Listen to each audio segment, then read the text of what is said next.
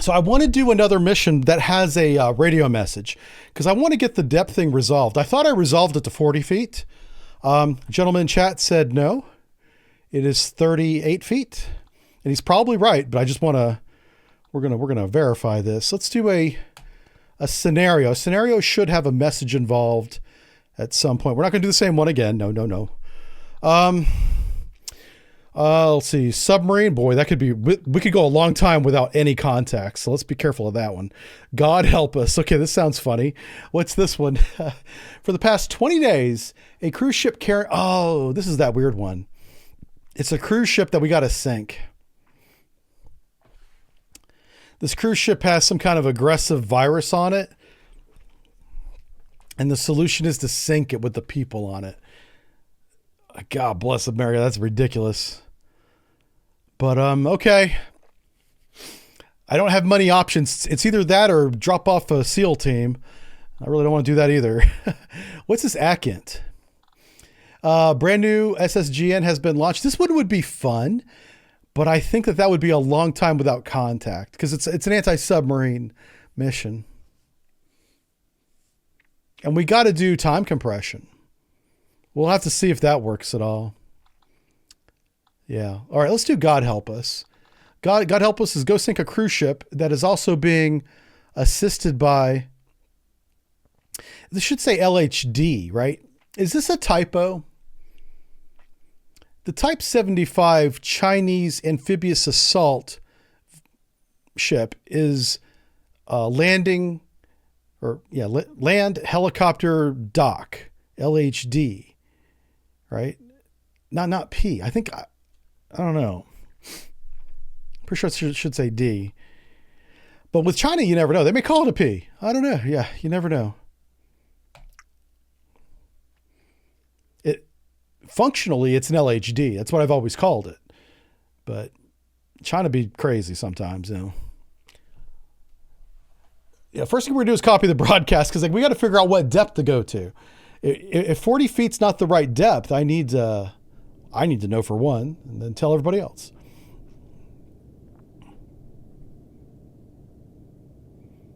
All right, let's see what we got here. What's on ship's conditions? We got course 030. We're at 150 feet. Okay, we got no contacts, right? Let's put the sonar operators on real quick. That's a 1. A fire control. That's a 2.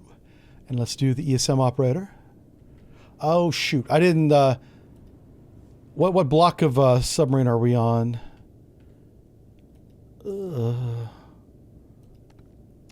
I think it's block 3 again is what it looks like, but... I kind of want to try the block 4 because the block 4 has got some features that I really like. I'm a fan of the block 4 now. I used to not be, but now I am. I've seen the error of my ways. All right, there we go. So that's that. Let's take a sounding. Make sure we're not going to run into the freaking earth again. Oh, that's not sounding. Which one's sounding? That's the sounding. Let's go to feet. Just see how deep it is. Hopefully it's deep water again. That'd be nice. Uh-oh. Yeah, 12,000 feet. That's fine. That's a fine. Okay, we're going to come to periscope depth and copy the broadcast. Let's begin by going ahead 2/3 to make your depth 4 feet. Course 030, so we're heading northeast. Let's take a look at the chart while we're coming up. Which button was the chart? Was it F4? It was F4. I'm trying to learn these buttons. So we're out here in the middle of South China Sea, kind of heading up this direction. I bet you layers at 72 feet, but let's verify it. You know, it's always good to check, right? Always good. 72 feet. Same layer as last time.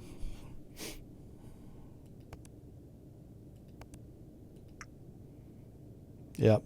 Exact same conditions. So we're gonna have that shadow zone out to about 10,000 yards. Yep. Let's bring this in. Let's zoom in a little bit. Right about to there. Yeah. So 12,000 yards is here. So, and if that's 6.5, that's about 13 actually. Yeah, 10,000 roughly. Oh, we just gained a bunch of contacts. Yay.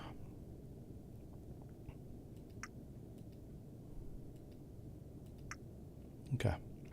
You can see here the sound channel above the layer, how the sound is being bent up and it's just bouncing off the surface. This can focus sound for a long ways. Get really good long range detection. We saw that in the last episode. Really good detection. Okay, now instead of using this one, I'm going to use the actual, this is the dedicated workstation that does the photonics mast. We're at 9 knots. Ah, crap, I got to slow down. Hold on. Head 1/3.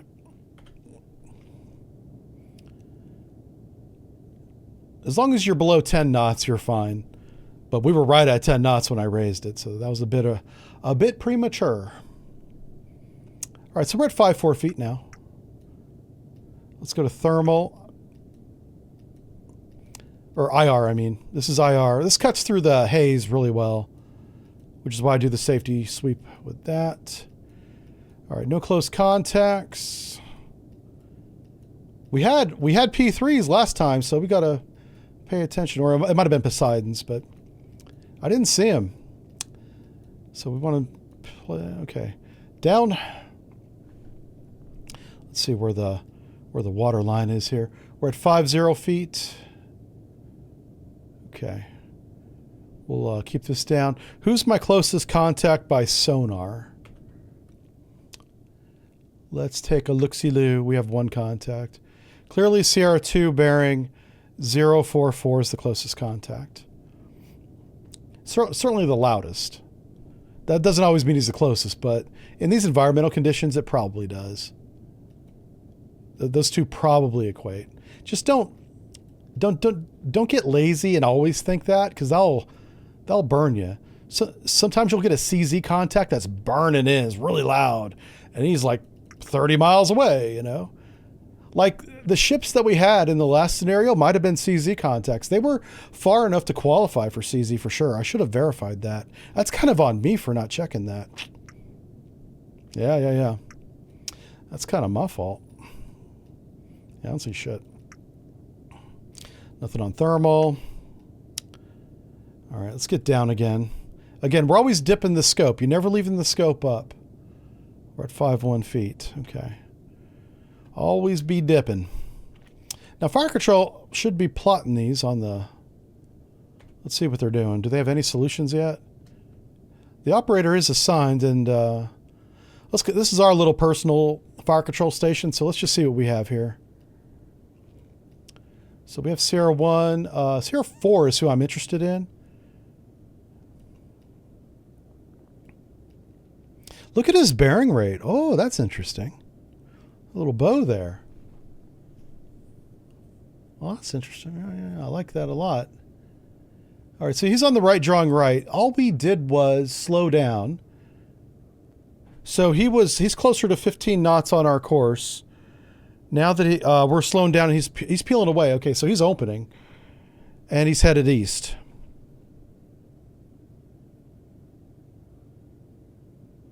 Yeah, there's no way he's headed south and has 0 bearing rate. So he's headed east, or it could even be northeast, but at least east, not south. He's somewhere between 090 and 030. He's in that wedge. That's his course. What does Fire Control say for course? 270. What? No. Well, I suppose. Oh, yeah, if you flip it around. If he's closing instead of opening. And always assume closing initially. Okay. Always 0 bearing rate again. What the hell's going on with Sonar's bearings? They're all over the damn place. Hold on a second. Sonar, you have good track. There's no excuse for that. Come on, buddy. Oh, what the hell? I'm not going to put out the tow to rate because we might have to sprint to... Oh, we got to find the cruise ship. That's right. Well, let's listen to this first. Audio. That's nasty. That's dirty. Okay.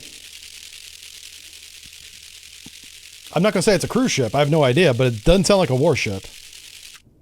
If that's a warship, he needs maintenance.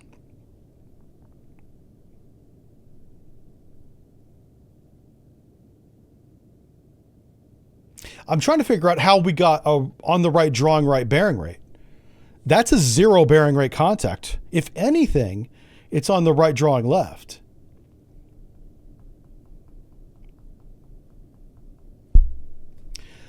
So what we'll do is, so right now he's about 30 degrees off of our starboard side, right? Let's cross his bearing and go to his right so that he's on our left. And we should see his bearing rate, run off to the north. Unless he's doing that westerly course. Yeah. That's a good way to figure that out. So let's go to the helm. Let's make turns for 7 knots. And we're going to come right to course. What's his bearing? Oh, shit. I didn't write it down. So let's go with 090. Sure. Let's go 090 for now. I'm going to go back and look at it. But I want to start turning. Okay, we have a right rudder. Our depth is good. We are going to check the radio. Don't you worry about that. I haven't forgot. I might have forgot. But I just remembered, so it's fine. It's the same thing as not forgetting if you remember, right? 090. Okay, that's fine. Oh, yeah.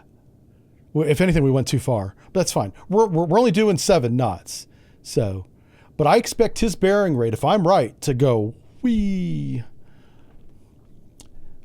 Yep.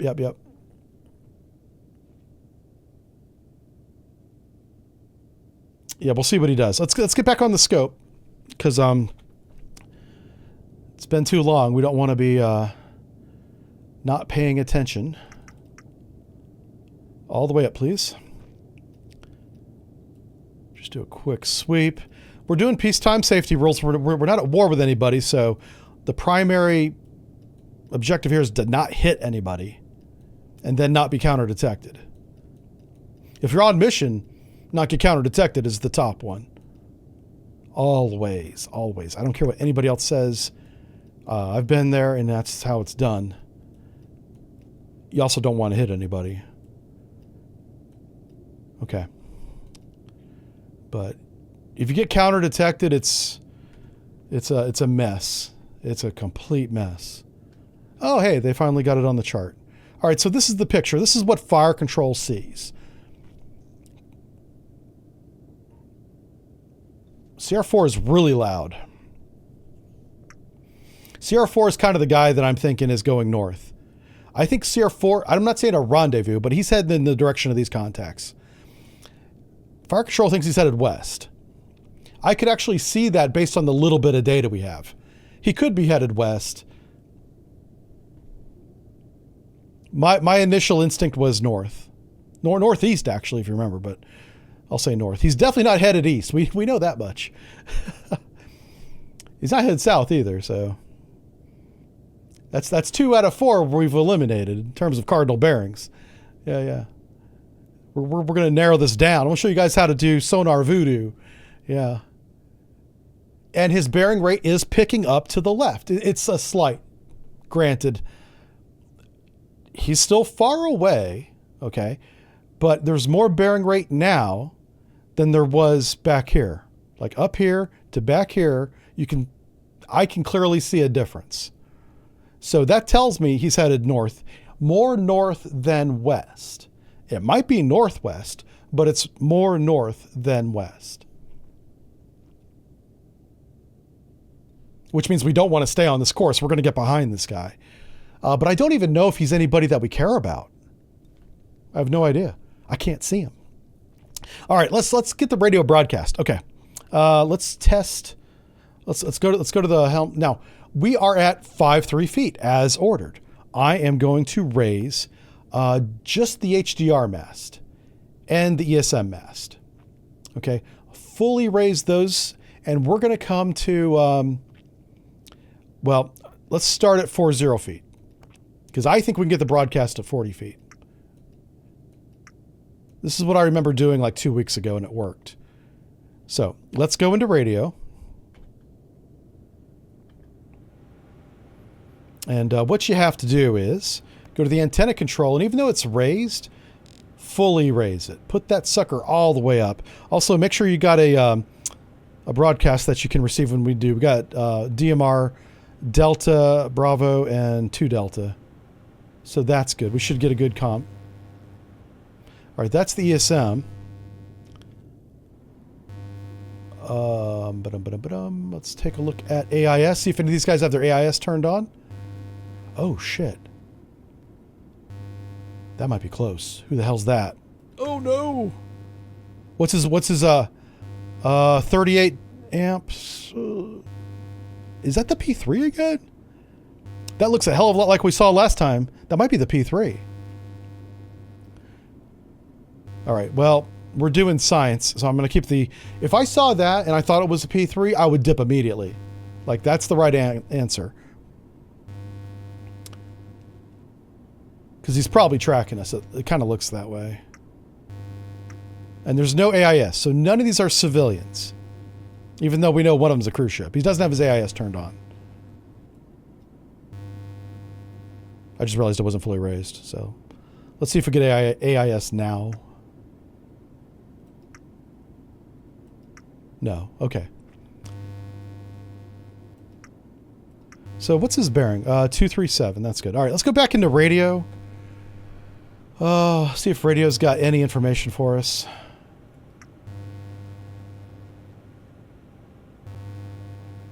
We'll sit here for a second. We also want to make sure we're at 40 feet. Our depth is 38 feet right now. So even though I said go to 40 feet, we're going to see if we get a message at 38 feet.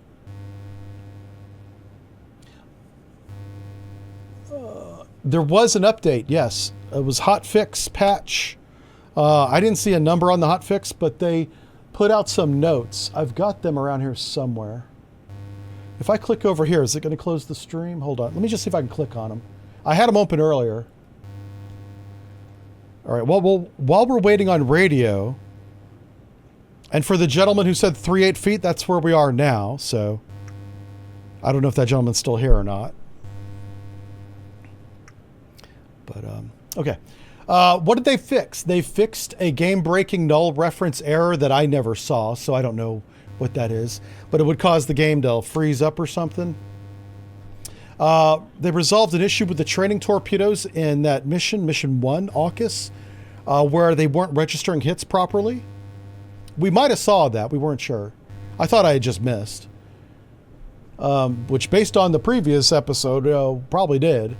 What else did they fix? They fixed multiple bugs causing players to spawn at the incorrect depth. We definitely saw that. Do you remember when we would spawn on the surface and we were supposed to be shallow?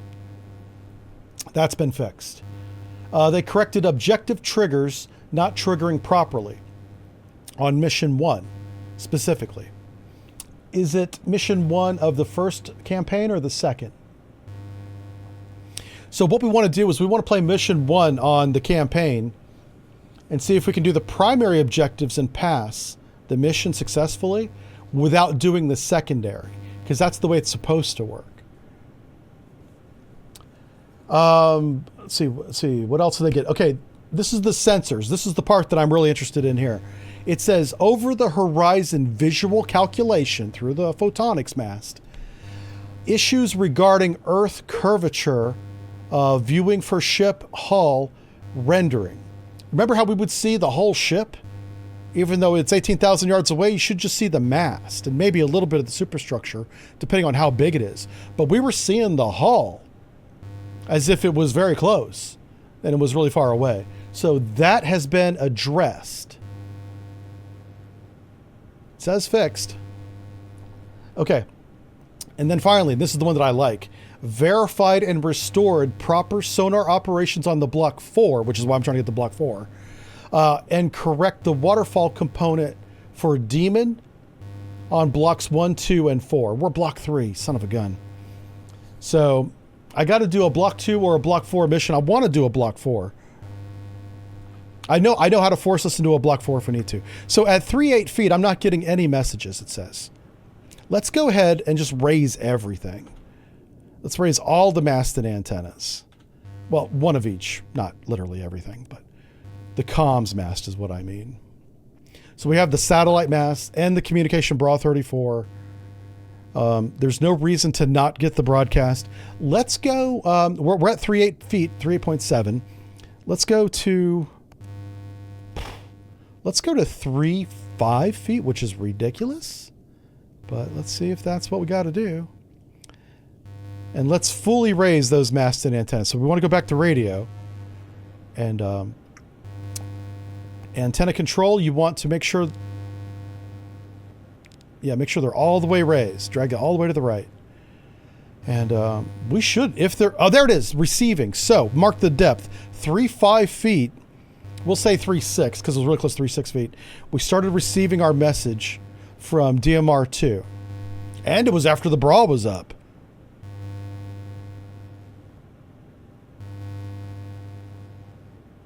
Okay, we just got the message. Let's print it, make sure it's good. Uh-oh. Where'd it go? Hello? Come back.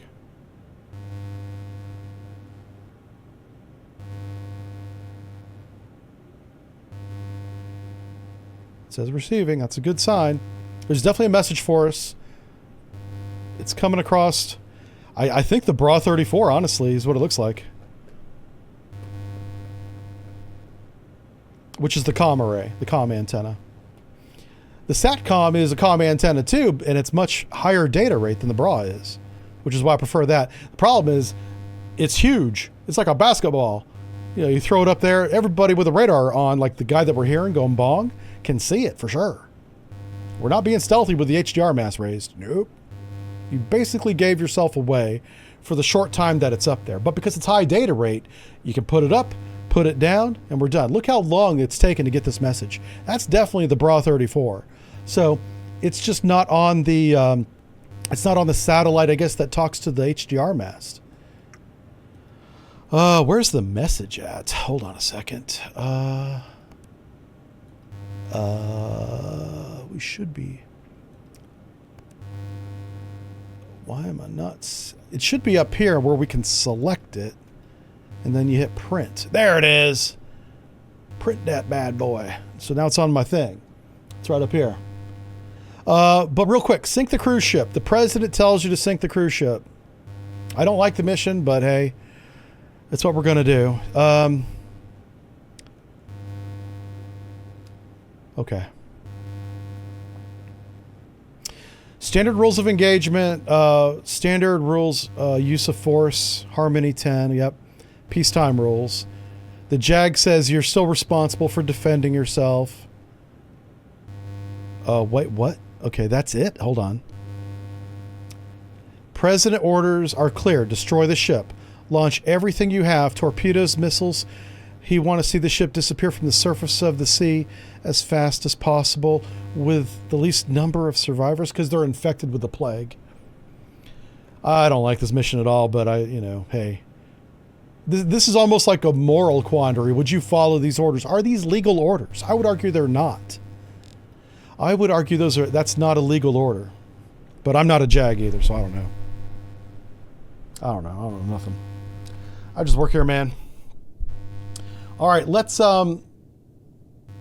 retract all masts and antennas. Let's go emergency deep. And let's head to course. Let's head to course 020 because that's where the party's at. The party's up there. I think the radar that we had behind us, I think, is a P3. I hope it's not a cruise ship. I don't know. Well, it had no bearing rate, so it's not an airplane. Yeah, it's definitely a ship of some kind.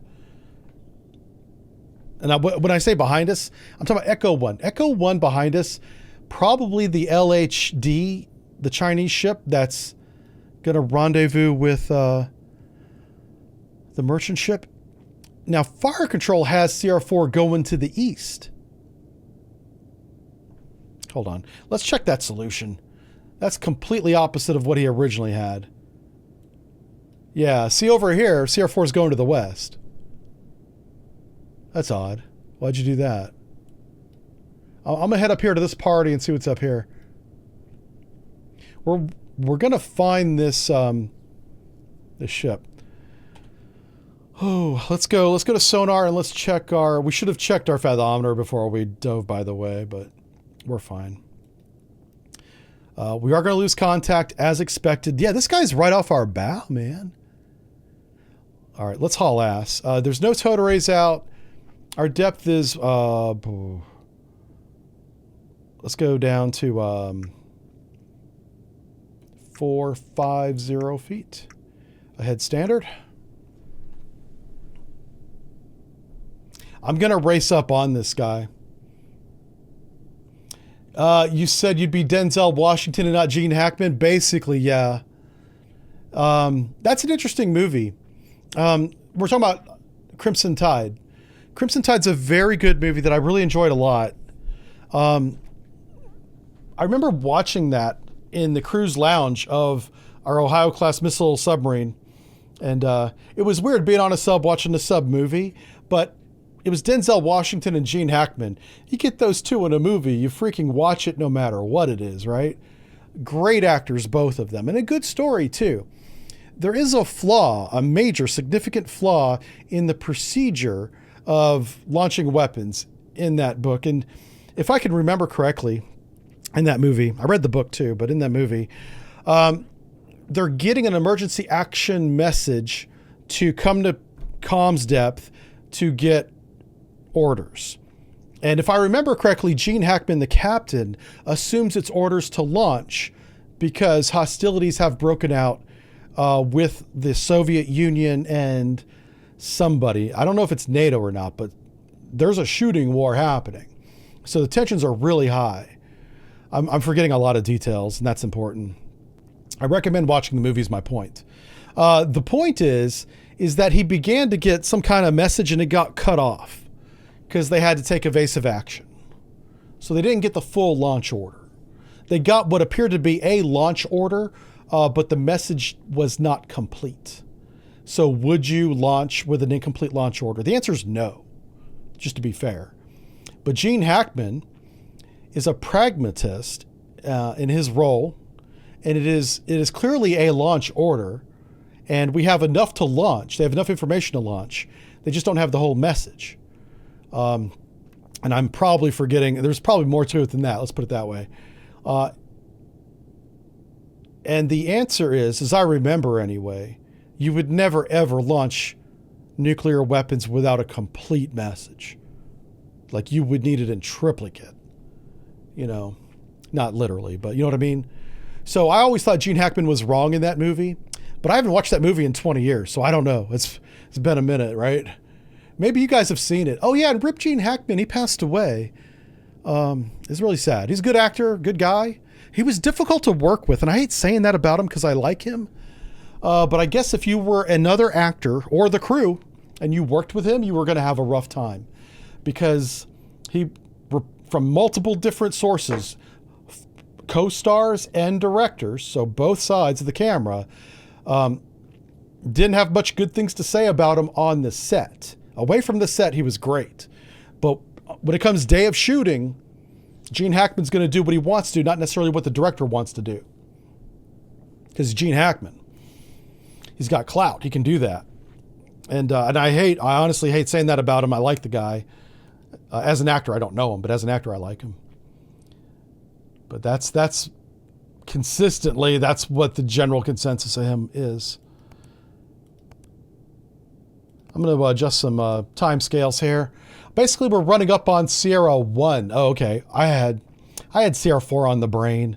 I don't know why. Sierra 1 is the guy that's coming in really good. I'm going to run up on him and just see who he is. He didn't have his radar on. This guy right here. Yeah, so he's trying to be sneaky. Sneaky little guy. Method actors. Yeah, maybe he was. I don't know. But do you know who was a method actor and was fantastic? Was Heath Ledger. Heath Ledger becomes his character in his movies. Even after they say cut, print, check the gate, all those things, he's still that character after that for the rest of the day. David, oh my God, I'm going to forget his name now that I brought it up. Oh, who is the guy that said, played the lead role in There Will Be Blood? Also the Money, oh my God, the Money. What's the movie about the stock market crash of 2008? He's a method actor too, but he's also one of the best actors in Hollywood. I don't think Tom Cruise is a method actor. I think Tom Cruise is he can turn it on and off, which is kind of disturbing because he's such a good actor when he turns it on, and he flips a switch in his little brain and becomes that guy. Yeah. I have a lot of respect for Tom Cruise as an actor. I think he's kind of he's a little strange as a person, but hey, so am I. So yeah, he's in good company. I wasn't thinking of Wolf of Wall Street. I thought it had the money, I thought it had the name Money in the title. Money Plane? Yeah, Money Plane. No, I'm joking. That's not Money Plane. The Crash is about getting your money out early. The real estate crash of 2008. It's a famous book that became a movie that explained the crash as it happened in the movie. Daniel Day-Lewis. I think that's the actor I'm thinking of. Daniel Day-Lewis. He is very much a method actor, but damn, he's convincing. Like, he's very good at it. I would agree that would be difficult to work with because most of us, including myself, have never been on a set of a real movie being shot. But there's a lot of setup time and lead time, 30, 45 minutes between shots. And sometimes there's 4 or 5 minutes between takes as they reset everything back to one so they can do the take again, right? Having the character, especially if he's bombastic or something, having the actor stay in that character for those minutes can be distracting. I could see that. Like, you're mentally, as an actor, trying to get yourself back in the headspace to do the take over again. And you got Daniel Day-Lewis, who's beating his elbow against a pipe because he's angry that the oil's not coming out of the ground yet. That's a reference to There Will Be Blood. You know. The Big Short. Thank you. That's the name of the movie I was thinking of. Man, I'm sorry. I hate bringing stuff up like the names of actors and names of movies and then blank on the name, you know. But that's what we're going to do while we reposition is I'm going to talk about things I don't remember. Old age. It comes for us all, if you're lucky. Yeah, like if he's an antagonist and his character is antagonizing on the set, method actors stay in that mode for the whole shoot. Maybe even day to day overnight. I don't know about that, but certainly for the shoot. Yeah. That's why you want them to be first on the call sheet. Get their scenes done and get them back in the trailer away from everybody else, right? Oh, man. Like, I talk like I know what I'm talking about. I don't. I've never been on a movie set. I'm fascinated by the process of filming. And so I watch a lot of documentaries on how films are made. I've seen more documentaries about how films are made than actual movies, I think. I don't know. I've watched a lot of movies, so maybe not. But I love that process. It's very unique and very... It's high stress. Like being a movie director, I wouldn't have that job if they gave it to me. Yeah, not worth it. But people who are movie directors are very passionate about telling their story. And that's where you have the good ones, man. Like, here's another name I'm not going to remember. Who did Pulp Fiction? Tarantino. Tarantino is a fantastic storyteller who is also passionate about the stories and scripts that he writes. Yeah. So Pulp Fiction is good. The Magnificent Eight, or what's the Western he did about the 8 bad guys? I want to call it Magnificent Eight, but I'm not sure if that's the full title. That was really good. And if you notice, especially with Tarantino, he'll have a lot of the same actors in all of his movies. Yeah. Was it Hateful Eight? That's what it was. Hateful Eight. Yeah. It was kind of a spin-off on like the Magnificent Seven or something, which was a real cowboy story from long ago. And then that was based on a Japanese movie called something Samurai. Like the 8 Samurai or something like that. But the Hateful Eight was like... if I remember correctly, I might be mixing up my metaphors here or my stories, was like Tarantino's twist on the original Samurai. Japanese film. Magnificent Seven, yeah. Hateful Eight. And then what was the samurai one? You guys may not even know that one. That's a very obscure film. But in film schools, people that like film, that's a case study of how to tell a story. And that story's been retold over and over again. Yeah. Is it Seven Samurai? Yeah, yeah, that sounds right. Yeah. There's a lot of similarities. Some argue the same story between Seven Samurai, Magnificent Seven, which is the American cowboy version of the same story, and then Hateful Eight, which is almost a twist, a Tarantino twist on that storytelling style. Yeah. Yeah, so I wouldn't call myself a student of film because I've never been to film school or anything like that, but I really do enjoy learning how films are made more than the film themselves. That's just something, I don't know, that's a quirk maybe. I'm fascinated with the prequels, the Star Wars prequels. Those were cluster fucks, to use no better term. Like the production of that was, I'm surprised those movies got made, you know. And George Lucas, I mean, man, the guy made $1 billion, $5 billion to be specific, but he was not a good director, I don't think, or editor. Maybe he was a good director and not a good editor, but he couldn't write a script to save his life. He could tell the story as the director, even though he did not direct Empire Strikes Back. He hired someone to do it, I think because he recognized he wasn't good. But it was still his story, so he was there with the director. But if you look it up, there's another director in Empire Strikes Back, which is not the prequel, by the way, but I'm just jumping around on you. Yeah. But in the end, he sold his franchise for $5 billion, and so I'll say he's a good businessman, because damn. Also, Disney might have overpaid a little bit. I don't know. Yeah. Has anyone seen the new movie? There's one out in... No way we still have this guy.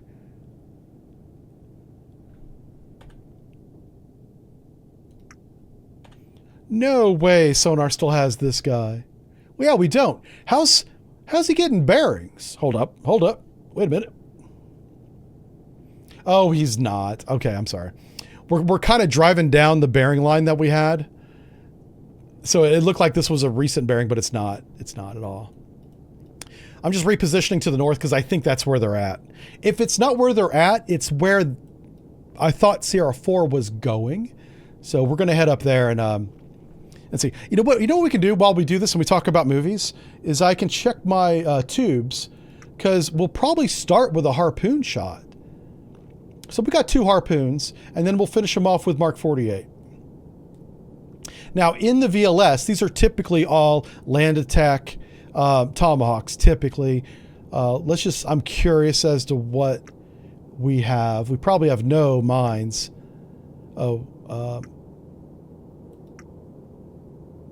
If you hear that, that's us doing a flank bell. Wow. Let's check our inventory up here.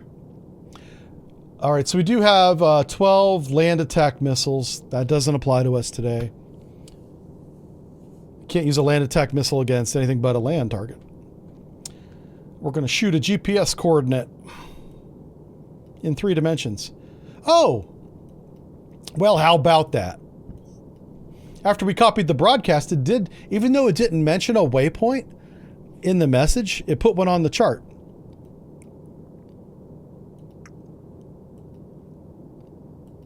Didn't expect that, but I'll take the information. All right, come to 045.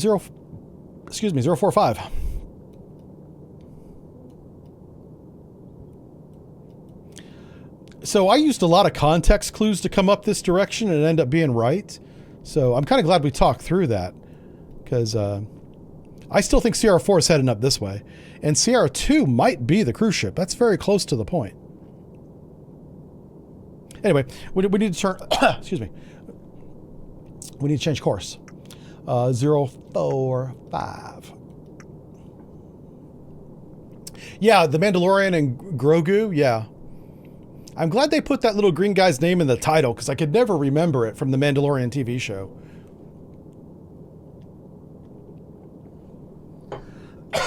I just called him Baby Yoda, which I don't think is right. Is he not the same species as Yoda? I thought he was. But I don't follow Star Wars anymore, so I don't know. Mega says, if Disney had taken care of it rather than Disneyfied it, it'd be a lot more money. That's true. And what really disappointed me is Disney had plenty of time and the talent too.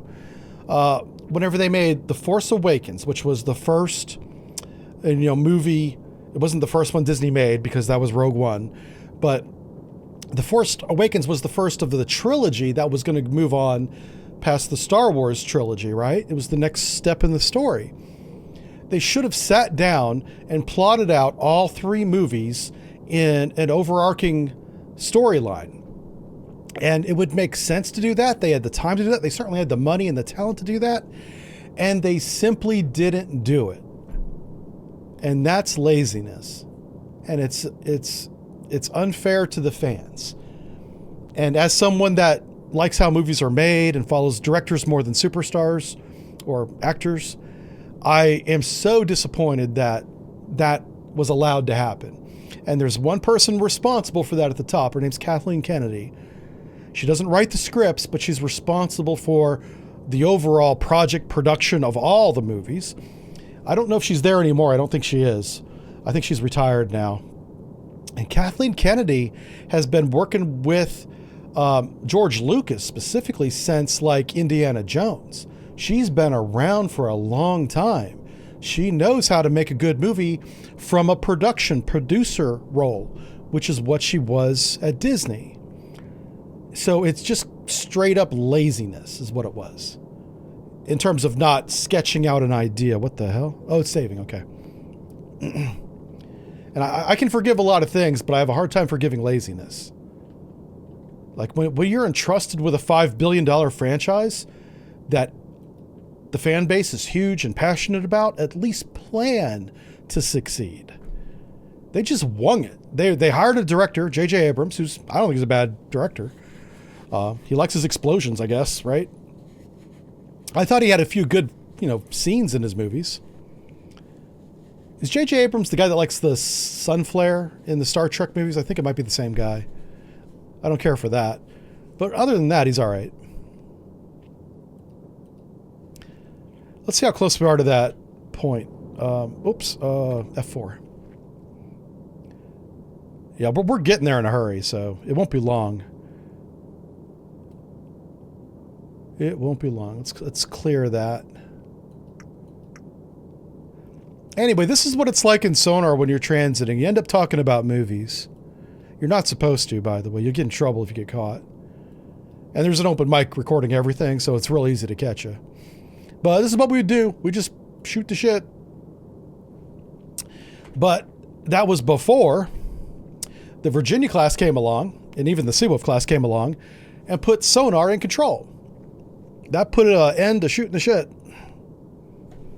We don't have our own room anymore, so we can't just talk.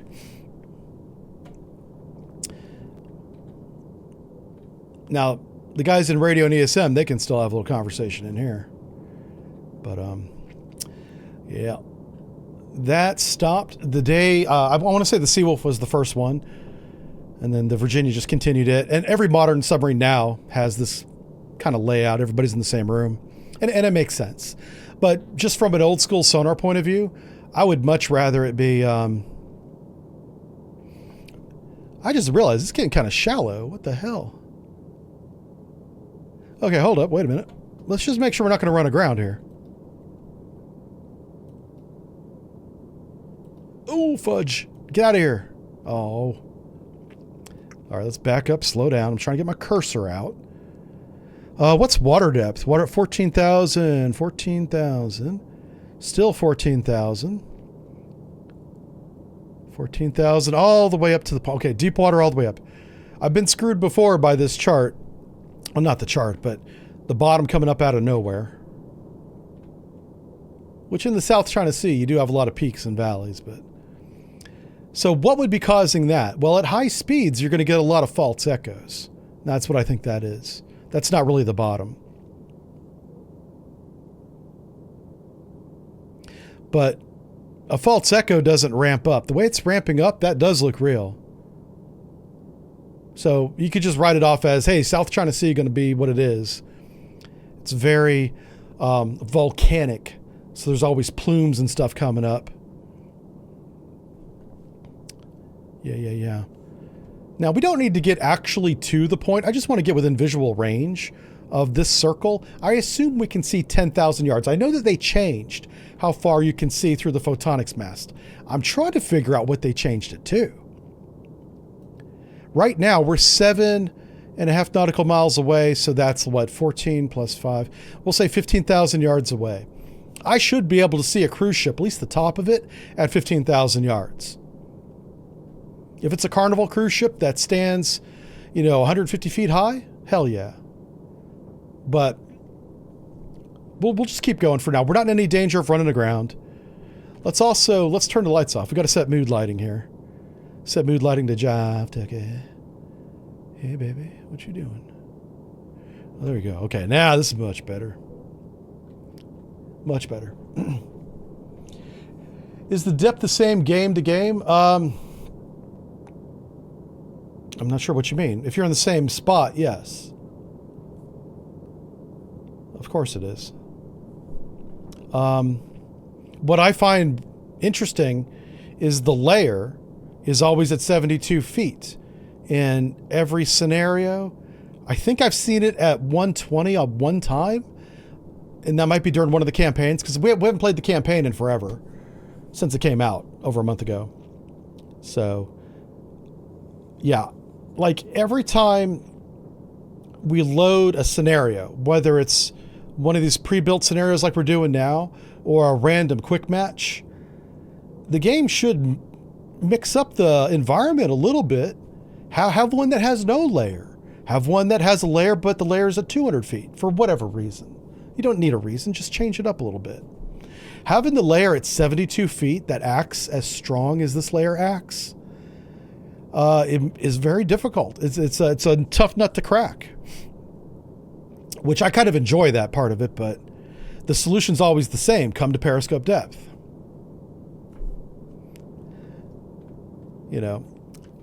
I just wish that I had more nuts to crack. I want a different problem now. Yeah, we should probably slow down and come up. This guy's going to be loud as hell too. Sierra 1 right off our bow is going to be really loud. All right.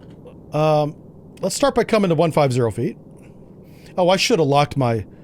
Whenever you go in flank, lock your bow planes and retract them. I completely forgot to do that. I'm going to do depth change at a flank bell using just the stern planes. Yeah. Buckle up. About to ride a rocket ship. I want to see what the pitch is. The pitch might get to like plus 15. Let's see what the pitch goes to.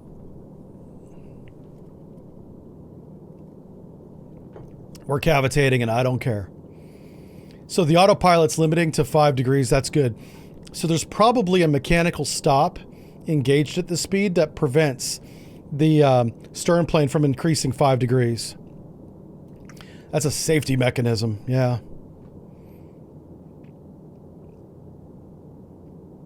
You don't really see any of that, but the indication is that's a mechanical stop.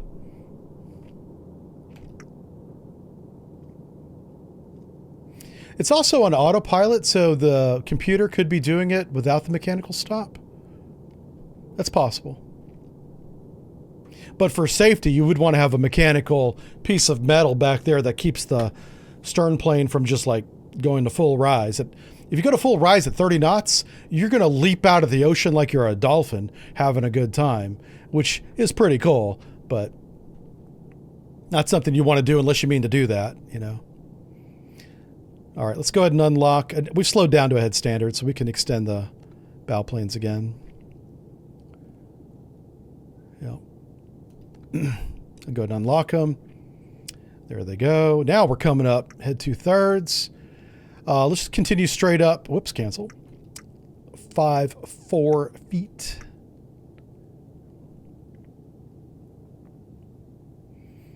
And we'll slow down once we get above 100 feet. Oh, yeah, you said do it. Yeah, there's no angles and dangles at flank. I know.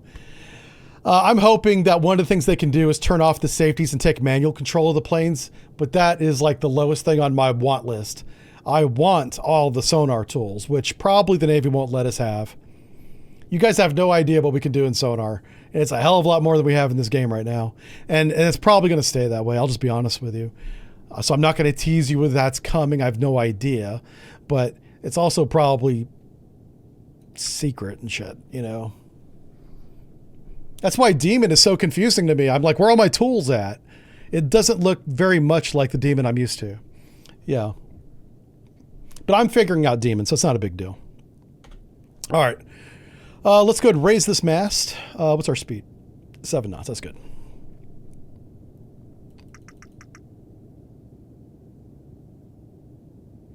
Yeah, we should have somebody right off our bow. Oops. Hopefully he's within visual range. Let's stabilize this puppy so I'm not bobbing around as much. All right, no visual contacts, no close contacts. Sonar, good job keeping us safe over there in sonar. Oh, what's that? Hold on. I thought I saw a black mark right there, but no. Okay. All right, no airborne contacts. Put me on the bearing of the Sierra 1. Sierra 1's right there. This is the one I thought we would be able to see, but let's find out. Zoom in.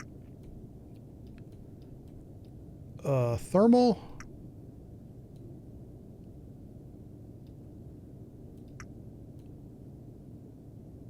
Wow. I don't see shit. These guys might be whales. I'm not... Let's look at Sierra 4 real quick. By the way, I'm leaving this up way too long. I should have already dipped the scope. But I'm just curious as to if we can see anything. Wow. Oh, we can't see nothing. This is wild. All right, dip. Dippity dip. Oh, what's our depth? 50 feet. That's fine. That's fine. That's fine. All right, let's go to sonar. Yep, he's right where we thought he would be. Let's go ahead and get rid of Sierra 1 because we're not tracking him now. Sonar's already called him another Sierra number. Sierra 2, the same thing. I'm going to try and clean up the Sierra numbers to make it easier to follow. Sierra 3 we do not have. Yeah, Sonar gave it a new number. It looks like Sierra 6 on the what? On the lab? And Sierra 7 on... Okay, Sonar looks at this trace and sees 2 contacts. Let's take a listen. That's your screw blade.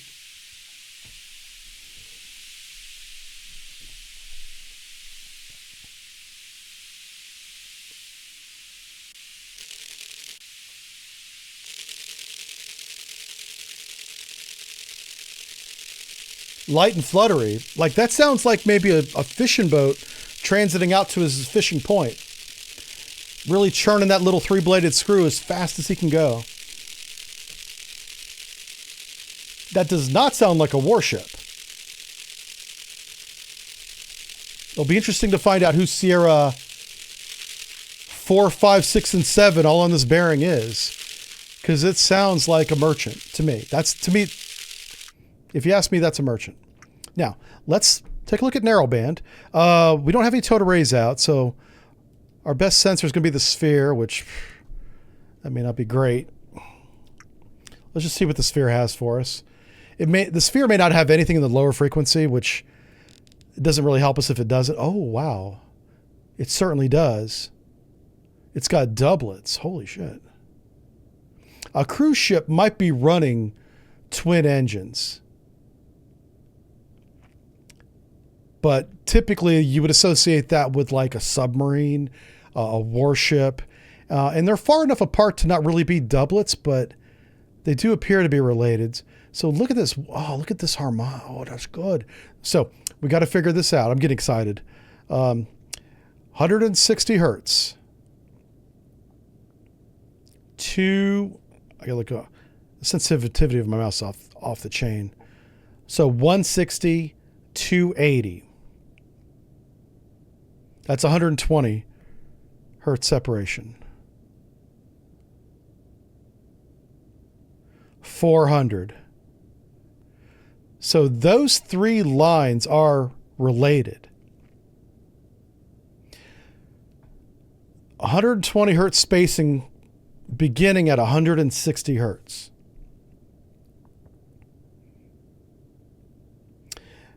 And I don't know if you can see this too well on stream, but these doublets are harmonizing right here. So you want to know the relationship between this one. I'm measuring the left-hand doublet. We're going to call it 640. 435, 440. So 200 hertz, 205 hertz separation. I'm going to write those down. That's interesting. So we have 160 at a 120 hertz harmonic. And we have a 435 doublet at a 200 hertz harmonic.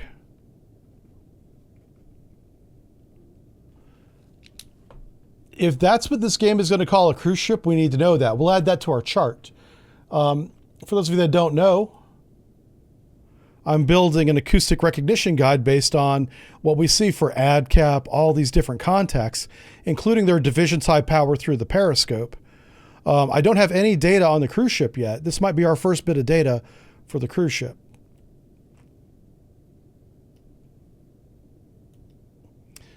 Someone thinks that's a warship.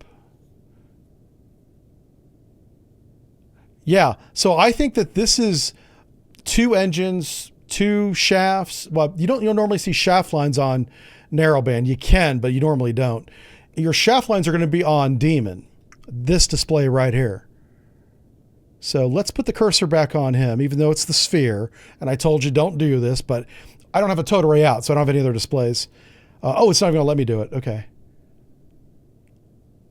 Okay, that's fair. It's all red down here. I wonder if you can do it for the WA? Okay. And the total arrays are not deployed. Oh, something else. Oh, it's because narrowband's updating. Stop that. Okay. Now, I bet you it lets me do it now. Yep. Ooh, where'd my update go? There we go. All right. Now, yeah. Now it's doing it. You can't have narrowband and Demon on at the same time. Look at that. Hell yeah. Well, he's not doing 600 RPM. Shit. So what the hell is this telling me? Well, it's telling me I'm using the wrong array is what it's telling me.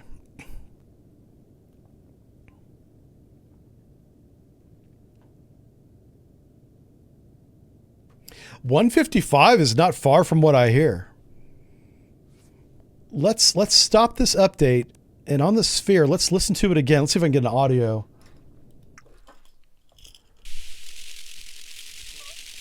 Man, that's dirty. That's a dirty. I can't really get a count on that.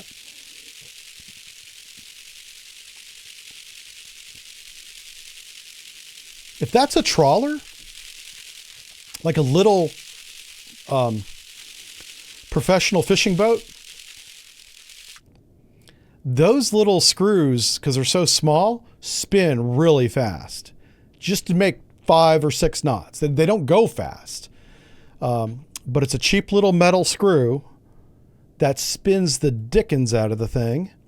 And that might be why we're seeing really strong. Yeah, it does sound like it's doing 600 RPM. Yeah, but there ain't no cruise ship in the world doing 600 RPM. That's my concern. What else that would be a light craft. We're talking some guys out for a weekend of fishing, or a trawler with a tiny screw trying to push the trawler through the water to go fishing. That's what this looks like, and it's what it sounds like. And watch it be the cruise ship. That would be so bonkers. Because remember, we got to learn what this game is calling a cruise ship. all I have is real world experience. I've never seen a cruise ship in this game until maybe now. And if it calls that a cruise ship, that's what we're going to go with. I'm going to unlearn the real shit. And I'm going to learn how this game does it. Because this is what matters now. I'm not in the Navy anymore. I don't need to remember that stuff. Okay. But we do need to, I want to get a really good fire control solution. And fire control has no excuse for not getting a really good solution on him. Let's make sure that they have all their data. Okay, so he should have a solution on Sierra 4, 5, or 6. It's one contact that sonar has like 4 trackers on. God bless him. I'll call it Sierra 6. Yeah. All right. So is this the solution? You don't even have a solution. What the hell's he doing? Okay, what is the fire controlman doing like for real? All right, Sierra 4 is gone. That's over the horizon. Well, yeah, I don't think we have any data on him. So let's go ahead and clear out Sierra 4. I'll delete that from the sonar menu. Sierra 5, we do have data on. Why is he down there?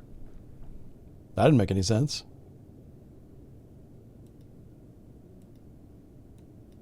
Yeah, everybody's up here, including Sierra 5.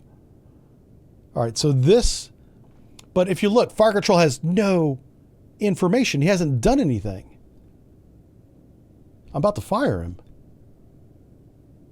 What am I missing? Am I missing something? The data's right there. And how the hell, oh, we do have a Sierra 5 over there. So we're going to remove Sierra 4 from the sonar, but we're going to keep 5, 6, and 7. 6 and 7 looks like it's the same target to me, but that's fine. Let's go. Oh, Jesus. Okay. Let's go and let's trash Sierra 4. My point is, hold on. Is Sierra 5 an ATF? No. There's nothing there, sonar. Get out of here. You're sending garbage to fire control, which is not helping them. So this is why I wanted to check before we maneuvered. We have one contact really well. There might be somebody in our baffles, by the way, but I'm not too worried about that right now. So we're doing 5 knots. We have about 10 minutes of data on this guy, roughly. So what we're going to do is we're going to come to course 330 and see how this changes. Yeah, let's do that. All right, let's make turns for 7 knots. And let's come to course. Yeah. 330. Okay. Keep in mind, we're not going that fast. I'm tempted to speed up just to give fire control better data. I got to stay above the layer, which is really stupid. But it is what it is, right? I'm done bitching about it. I'm done with that.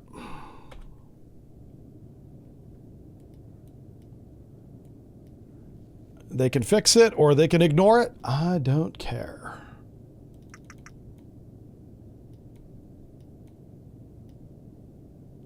I do care, by the way, but I try not to care, so don't get upset. All right, so this guy that's really noisy, we just have nothing on. Holy crap. I mean, it is possible that he's far away. These surface ducts duct energy for miles and miles. So just because he's loud doesn't mean he's close. This might be one of those situations. This appears to be one of those situations. But what I'd like to do is run up on him. If I can hold contact at 10 knots, we should. So let's lower all mast and antennas. Retract all mast and antennas. And then also put the head valve in shut. I don't know when they're going to fix that. Or it's not broken, it's just the head valve whenever you're submerged. Whenever you're rigged for a dive, this is shut. Write that down. Like, at the very least, if I go here, rig for dive, this head valve should go to shut. That's rig for dive. That's part of it. Okay. And let's make our depth, because I'm not going to be using the periscope. So let's go down to 80 feet. And now let's go to head 2/3. Let's see if we cavitate at 2/3. I kind of hope we don't. I want to track this guy doing 10 knots. This will give fire control the best data possible. So we had one leg where we were 5 knots, right? We come across the line of sight. We're on the other side of the line of sight of him, kind of going the same direction, but now we're going to speed up. So our delta is 5 knots faster than we were before. Because of the course change, the difference is probably only going to be like 7 or 8 knots. It won't be the full 10. Or actually even the full 5. It would be, yeah, it would be like 4 knots maybe. The point is you can't just add those numbers together because you're not doing exactly opposite of what you were doing. You're going from one angle offset to another angle offset. But what will be affected is his bearing rate should be significantly different, and it is. It's already going back to the right. So he's either moving away from us or he's moving towards us. We know that his angle on the bow is narrow. His speed across the line of sight is greater than 5 knots. Well, he's doing at least 5 knots. I'll say that. And he's not doing more than 10 across the line of sight. He might be doing 15 knots, but because he's narrow, we're not seeing all 15 knots going across. A lot of that speed is closing or opening. It's one or the other. And I have no indication of, let's check our DE. Are we getting any kind of bottom bounce? Nope. Damn.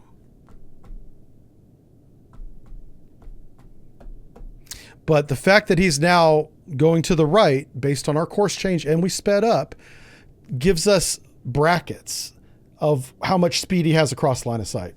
He's inside those brackets. I think he's narrow, and I really hope he's not going away because, God, that'd suck. Because that means we got to catch him. Maybe we do that. Maybe we go catch this guy. Let's give fire control a chance to get his head out of his ass. Sorry. I don't mean to bounce around on you guys. I'm trying to go back to fire control. I just want to see what he's doing. So this is Sierra 6 and 7 should be. I'll tell you what I'm going to do. I'm going to take control of Sierra 7 and he'll have control of Sierra 6. If I go back to sonar, those are on different arrays. Oh, 6 is only on the lab. And I'll tell you what. So Sierra 7, wait, what?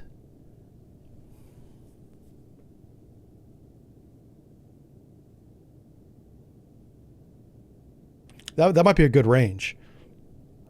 The WA range is really good. I think he's about 20,000 yards away. I think that's good. And he's narrow.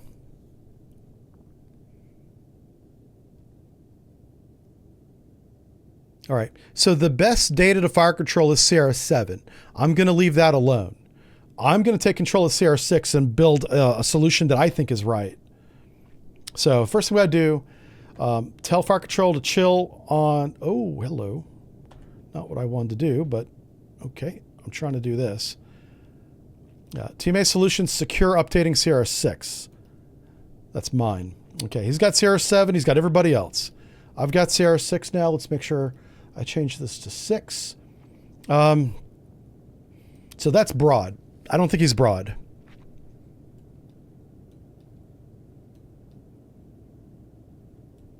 Right now on this new course, we only have one bearing.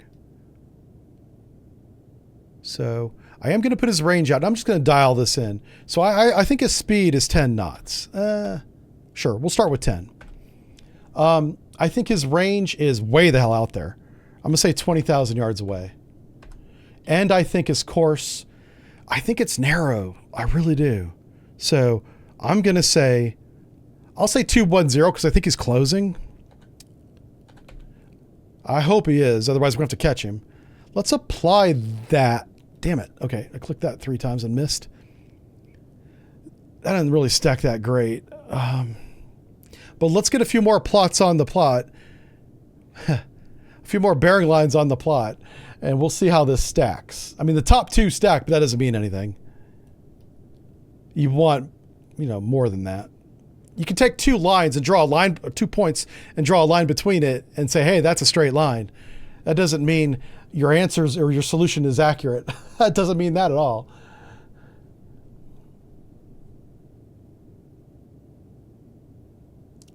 What's going on here?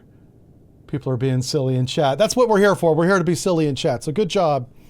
Good job, chat. That's what we're here for. Do you know what's concerning? This entire stream, which I know has been, long, and we're going to go for a couple more hours. We haven't seen a single contact through the photonics mast.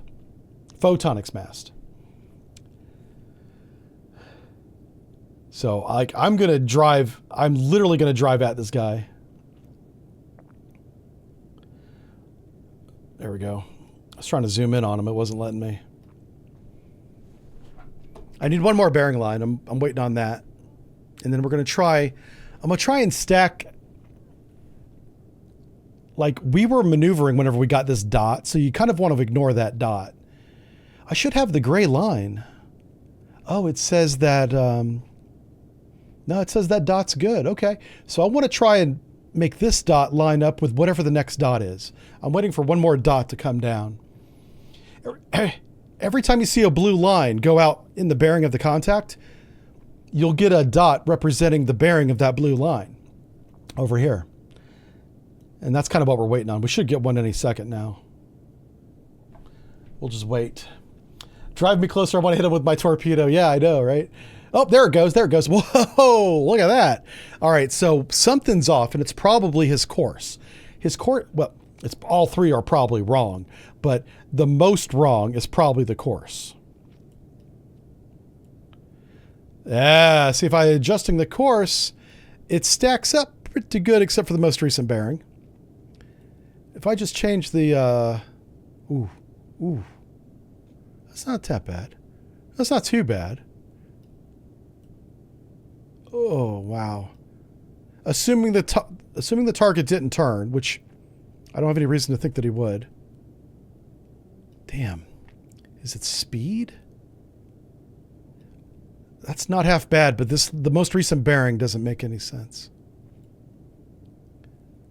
I mean, oof. Right there maybe? No. Nope. Range? It's got to be range. Oh, I want that one. Okay, let's get one more bearing, I guess, because now I got to account for that. That's an anomaly. Let me apply this. I think I'm close. 19,000 yards, 5 knots? No. That's true. This cruise ship doesn't have anywhere to go.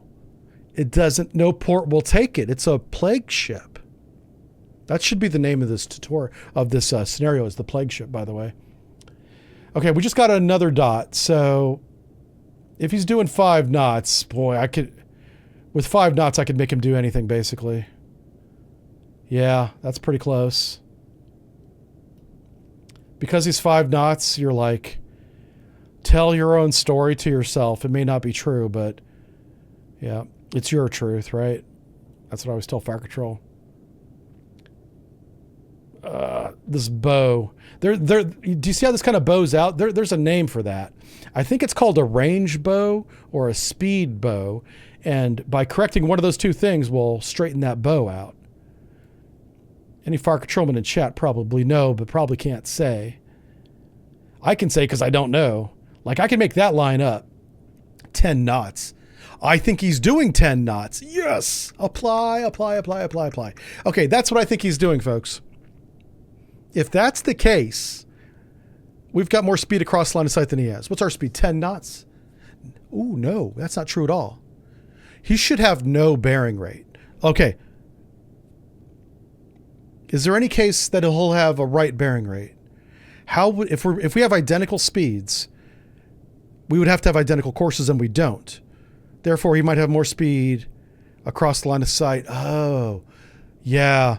So he might have a bearing rate, but if anything, it would be going to the left. So let's check sonar. I'm sorry. I've had... My brain is on fire right now. And the bearing rate's clearly going to the right. So his course is not as broad as I'm saying it is. I don't know if that makes any sense. And I'm probably wrong. But I want to say he's doing this. This course makes more sense to me. Speed's good, range is good, course is good, and it stacks. I think that's a good solution.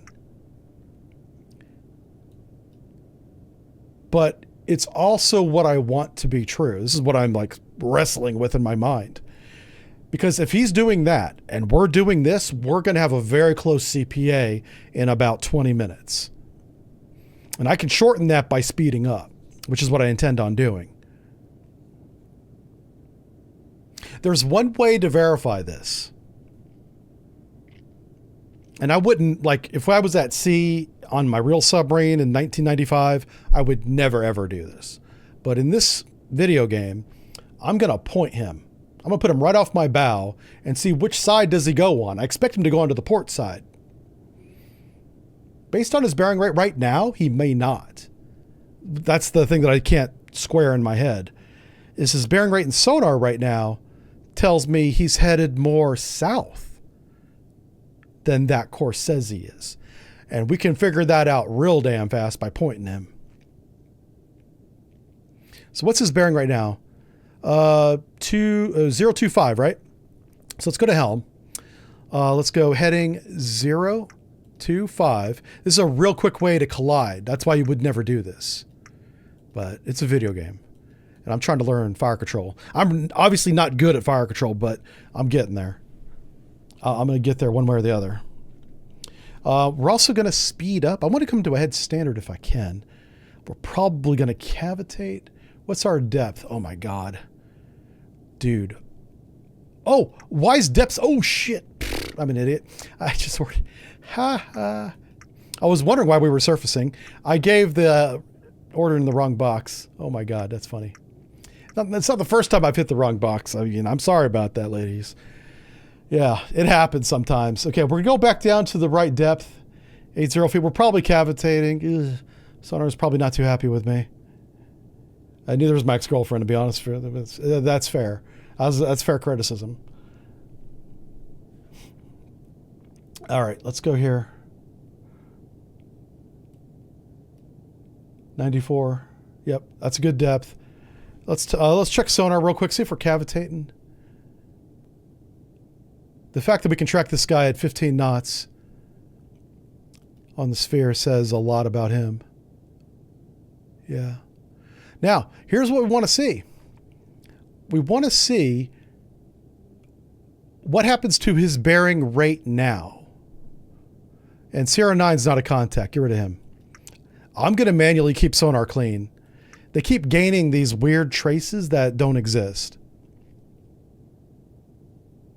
What is Sierra 8? Oh, he went in our baffles. All right, we might regain Sierra 8. I doubt it. If we don't, I'll just drop him. Sonar is convinced there's a contact there. God bless him. Yeah. A broadband contact on the sphere bearing 024. All right, so this doesn't make sense. The tracker is bearing 346. I'll say 350. But Sierra 10, when you read the bearing, it says 024. That didn't match at all. Let me delete this and see what it does. Sonar should reassign that in a minute. That bearing was way off. Look at the bearing rate on Sierra 7. It's back to the left. I think my solution's good. Good enough to shoot for sure. But I want to get visual on this guy because I'm becoming concerned. Uh-oh. Now that's a good bearing, Sierra 11. I deleted Sierra 10 because Sierra 11, now the bearing on the tracker matches the bearing on the screen. Let's go ahead and delete Sierra 8. There's nobody in our baffles anymore. Whatever Sierra 8 was, which was a real contact, is gone now. With more people, more human operators, we could keep those contacts up and in fire control and keep them on the plot. But it's just me. And my fire control guy isn't helping me at all.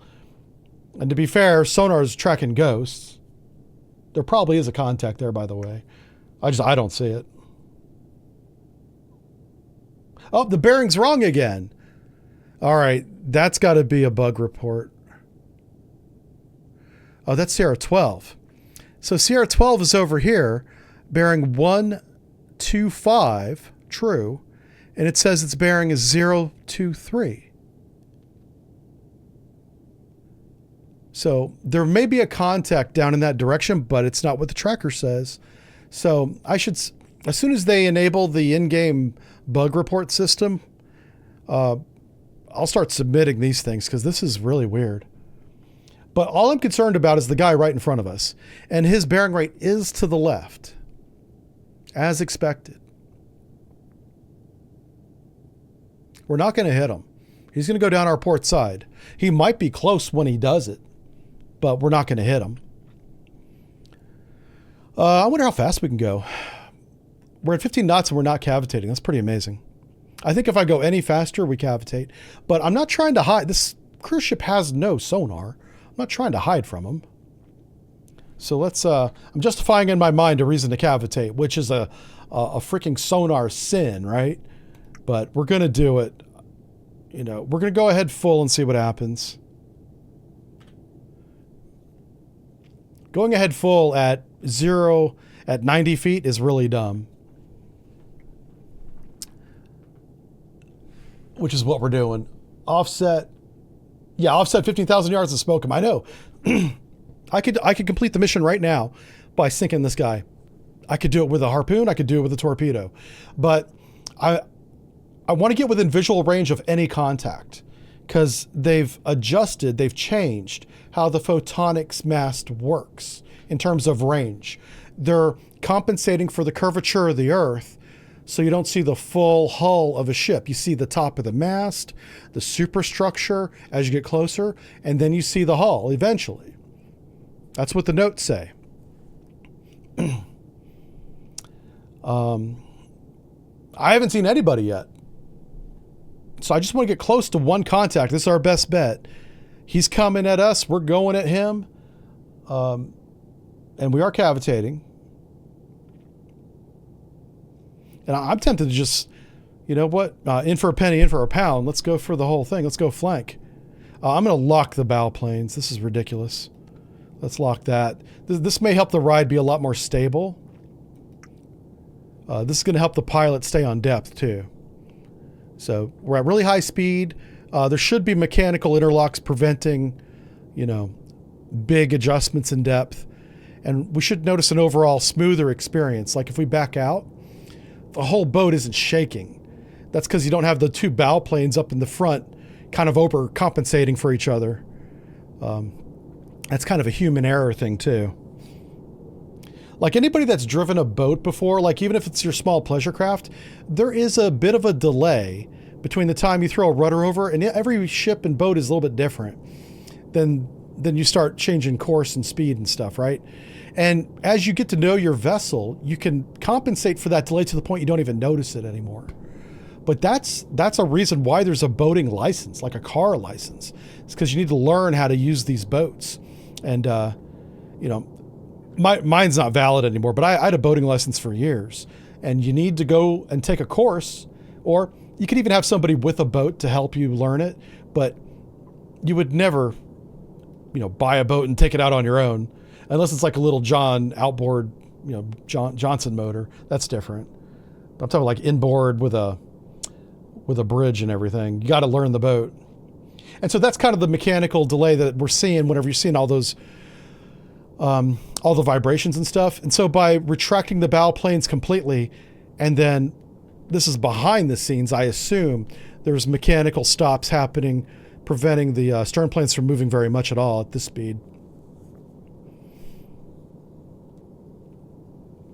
It'll be fun whenever the game is finished and stuff like that can be turned on and off, and we can do angles and dangles. That's going to be a great time. But that's probably not anytime soon. So bearing rate is as expected. I really don't know what else we can do besides wait. If you haven't noticed, I'm avoiding using time compression because I've always had issues whenever I use time compression. And it's probably more my PC than the game. So I'm just trying to do everything in real time. Do we have contact? It says that we just got a bearing 013.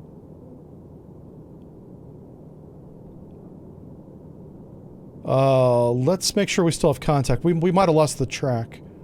Let's go back to sonar. Oh no, it's right there. What's his bearing? 022. 023. Okay, let's go back and type that in. 022. Yeah, that doesn't stack at all.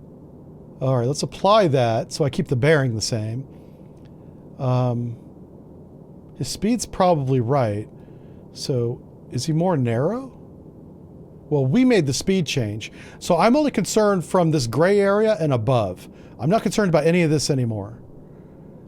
This one's an outlier. I'm going to write him off. That stacks. I don't think he's that narrow, but it stacks pretty good. If he's that narrow, he's going to fly by us in a few minutes. Like really soon. What's our range rate? 1,400 yards per minute. Holy crap. That's scary. All right, let's go back to sonar. We got to watch this on sonar because whenever he begins to break, it's going to happen fast. It's going to be a close CPA. The other option, and I have no way to know this because we don't have any other. We have no bottom bounce, which is ridiculous, but we don't. I don't have any way of judging closure rate other than that. My point is he could be heading away from us and we're coming up behind him, which would mean the closure rate's not nearly as fast as it looks. But you never assume that. Always assume the higher closure rate until you know otherwise, or you have any indication that we don't have otherwise. His bearing rate is increasing slowly, which is good. That means we're not going to hit him. It is going to be close. It's either going to happen in like 5 minutes or it's going to happen in 15 minutes. But either way, it's going to be close. That gives us plenty of time to read the chat. Oh, no. You said my solution is terrible? Oh, no. Shoot. Oh, what am I going to do? You think my solution's wrong? Okay. Let's see. Let's see what the solution says. Hey, Gastronomics says, I'm so excited for this game. Been playing 688i for 25 years now. Yes. This game, it's making improvements. They just did a hot fix. They're still planned to be a patch by the end of the month, end of June. This was just a hot fix they dropped for some stability, and they made some changes to Demon and the photonics mast. And we'll see if my solution's anywhere close. Let's take a look. The gentleman in chat says I'm way off. Let's write this down because I will forget it. I'll probably even change it, but my solution right now is course 200. I'm going to call it 200. It says 206. 200, speed of 9 knots.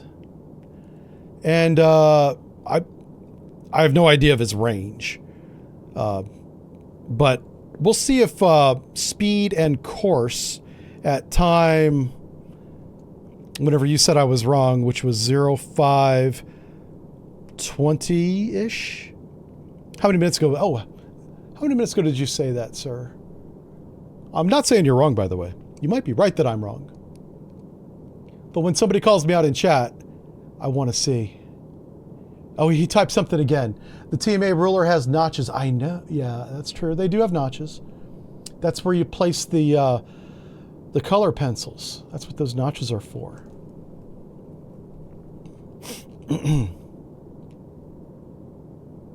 Write that down. Where? Oh, there it is. Okay. How many minutes ago was that in real time? All right, you said that like 4 minutes ago, which This is real time on our screen. So 0523. This solution was wrong. If he doesn't change course or speed, this solution should stay right. Correct. So what the gentleman is talking about is the yellow hash marks. If you have a really good broad line of sight, a good fan, you will line them up this way. And pardon me for putting words in your mouth, sir. I'm trying to understand what you're saying. But in a perfect world, your hash marks will line up if you have the course right and the range. The hash marks will line up with the speed. Yeah, like right there. Okay, so I'm trying to line up those two right there, right? He's saying do that. Now, I'm not saying that he says that that's the solution, no. But he's trying to line up the hash marks, and if you do that at the right range, which if it's way the hell up here, obviously they're closer together. If you do that properly, this stack will be perfectly vertical. It'll be perfect. And he's absolutely right about that. However, our line of sight is so narrow, our blue lines are on top of each other. So I can't really do that. And because our line of sight is narrow, it does not support what you want to do. However, the words that you're typing are factually correct. I think he's doing that. He's either coming at us or going away from us doing that. Let's go back to sonar and see. And just, for me, because my world is this, not that, I can look at this and I can say, he's definitely not going east and west. He's going, either northeast or southwest. He's one or the other. And the longer this goes on, the more I'm thinking northeast. I think he might be heading away from us, which means we got to catch the dumbass. It's so tempting to go to time compression, but I'm afraid I'm going to jack up the scenario if I do that. So I want to be, just to reiterate, the solutions I was coming up with when I was talking about the gentleman's comments about the hash marks. I'm not saying that he said line it up that way. He is right about the hash marks lining up with speed. That's why they're there. And you can line it up. It'll match the speed if you match the range. And then if you have the angle right on his course, it will line those stack of dots up. So good. So good. But from a sonar point of view, I wanted to generate bearing rate, and we did. We now know he's on our port side, and he's not closing. I mean, he's closing more now than he was before, but he's not close. I was thinking I could turn on active sonar, but the sonar is limited to 1,500 yards.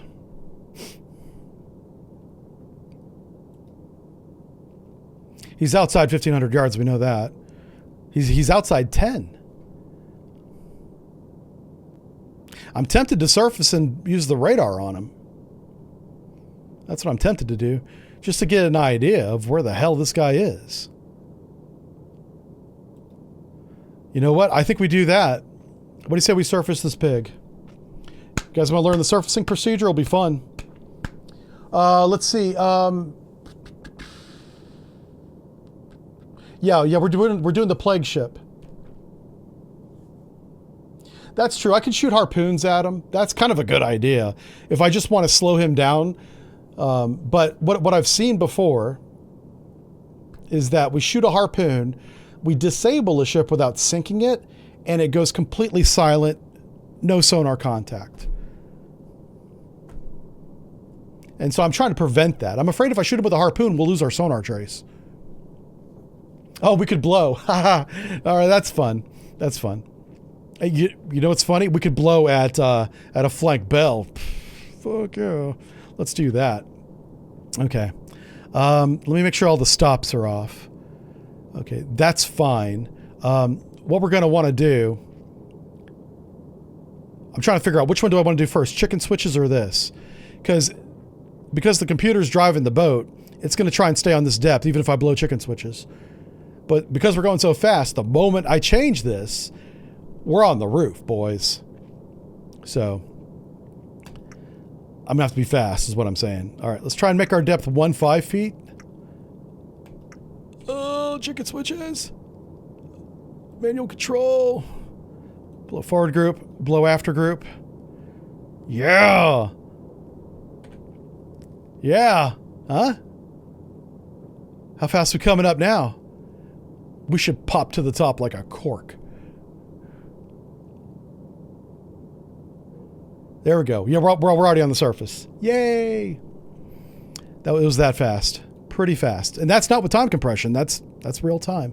All right, now that we're on the surface, let's raise the HDR mass. We're going to raise the snorkel mass. I'm going to show you how to do the whole thing. Let's raise ESM. Let's raise all the... We're on the surface. Might as well raise everybody, including the radar mast. Now, I'm curious. If I look down the bearing, will I see this guy now? Oh, yeah. There's a shadow there anyway. I at least see a shadow. That's probably him. Let's see how wrong I was. Oh, my God. That's a blob. But that blob is the contact. Man, we are being lit up by that radar. Lit up. All right, so let's go back to color. Oh my gosh, can't see. That was like a flashbang grenade. There is this haze over water, especially in temperate or tropical climates. I mean. So that's kind of accurate, but it doesn't help for video game purposes, let me tell you that. Anyway, there he is. I'm gonna keep an eye on that. Let's go into ESM real quick. Oops, which one's ESM? Is it 7? Yeah, here we go.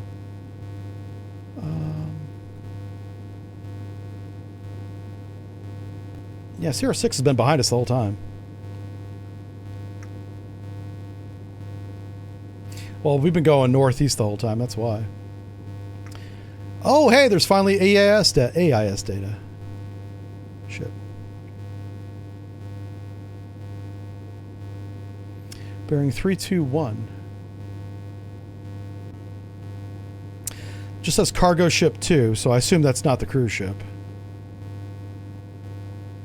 It makes sense that the cruise ship, if it's trying to hide, it doesn't have its AIS on. Yeah, but there is a legitimate ship over there. So we have multiple radars to the northeast. Where we're headed. Okay. Let me go back to our... Alright. So he bears 012. Let's go to the radar. Let's raise this guy up. It's been a minute since I used this in this game. Raise mass retracted. Okay. Where's the little slide? Oh, is there no slider for this one? Can I just put it in auto? Ouch. Sorry for the 12 nautical miles. Sure. All right, so our own court, there's our target. There he is. All right, so that's 11,000 yards away. Oh, where'd he go? Baby, come back. There he is. Okay, so, yeah, 11,200 yards, 11 degrees off our bow. That's about right, I guess. 11, it's a bit more than 11. 11's fine. All right. Can we track this guy? Yeah, we can track him. All right. So now we have a Romeo target, and let's see. Let's watch his range, because now that we're on the surface, our speed is much slower. By the way, we should have on-ship speed on this.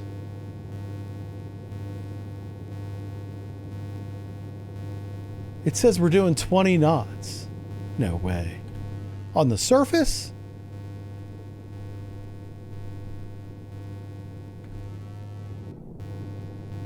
Bullshit.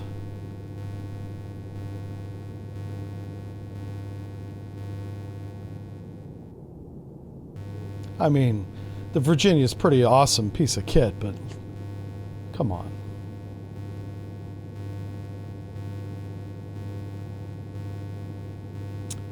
All right, so this should be close. Yeah, so here's what's happening. Yeah, he's definitely not driving at us. If anything, he's driving to the northeast. So, had to flip that around. My range wasn't wrong. I said 9,000 yards. His range was like 11.5. So I was about 1,500 yards off on range. But, yeah, the course I had 200 because I was being hopeful.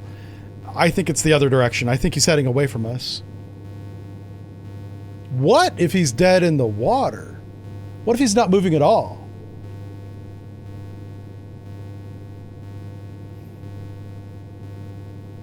You know how you can figure that out? If we're closing him at 20 knots, what's our range rate right now? Radar, if you're tracking a target, should have a range rate. Where's this data at? This is what we need. We're literally tracking this target.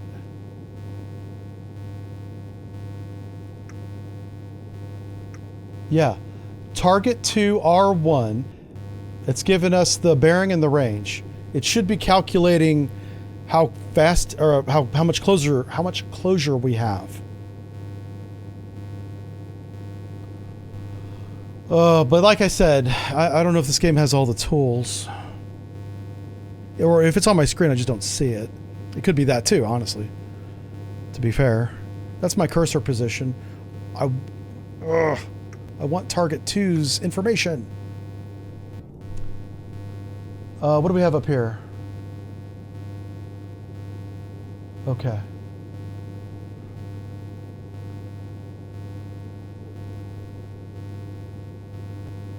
Sorry if that's driving you guys nuts. I'll lower that. I apologize. Hello? There we go. That should stop in a second. Maybe.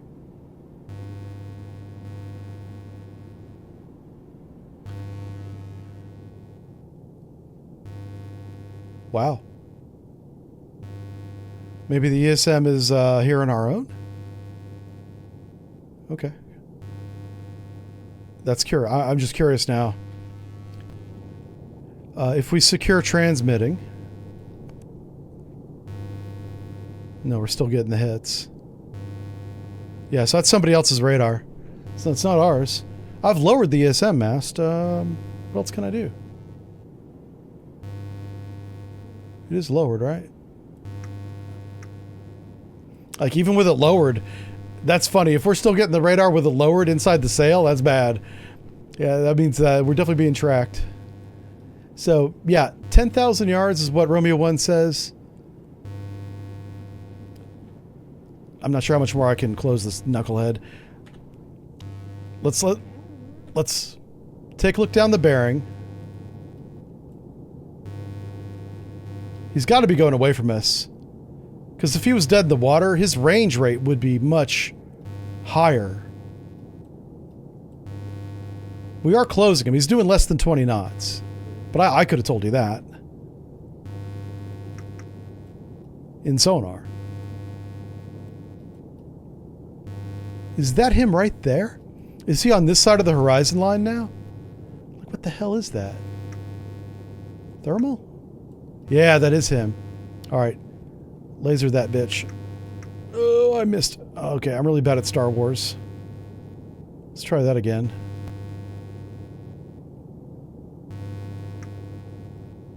Alright, 9,400 yards. That's him.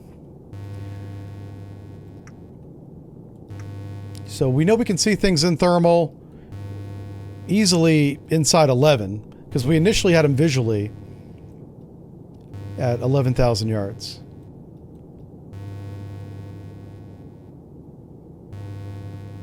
Kind of looks like a fishing boat. This haze is so strong I can't see crap. I can't see any details about this ship. He's clearly not going very fast. He's definitely narrow. Look at him. I got that part right. And I wasn't too far off on his range either.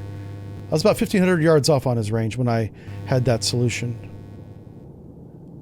I'll say 2,000 yards. I might have been farther off. But anytime you have a narrow contact, it's really hard to... Pretty much all you know is that he's narrow. All right, we got to turn or else we're going to miss him. What's his bearing? Let's come to... let's go to 015. I want to get really close to this guy. Let's go back into sonar. Oh, that's not sonar. Oh, hey, we're finally starting to get some DE now. Well, that makes sense. We're on the surface. We shouldn't even be having... There should be nothing up here. It should all be down here. I didn't think about that for a second. Did we lose Sierra 6? Sierra 6 is not keeping up.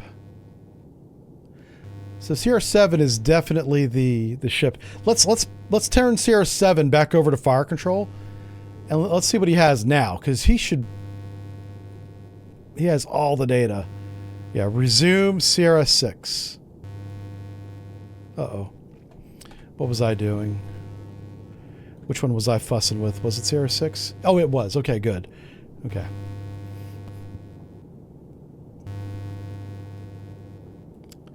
Whoops. Oh, crap. I just moved the... Yeah. So Romeo 1, the radar has him right there. So we know that's his real location. So if I put him there... There's no data on Sierra 6 at the moment, so I'm going to go ahead and put his bearing. How does bearing say 208? I don't know. That's dumb. Whatever. Let's go 020. His range we know is like 9,200 yards. I want to say his course is 200. Put him dead in the water. Make him not moving. Unstack it all. Holy shit. Okay. What's this bearing at? Let's go back to the radar. What's his bearing right now? Yeah, I think he's dead in the water. Bearing north, 8,200 yards. Let's put that into fire control. Bearing is north. 8,200.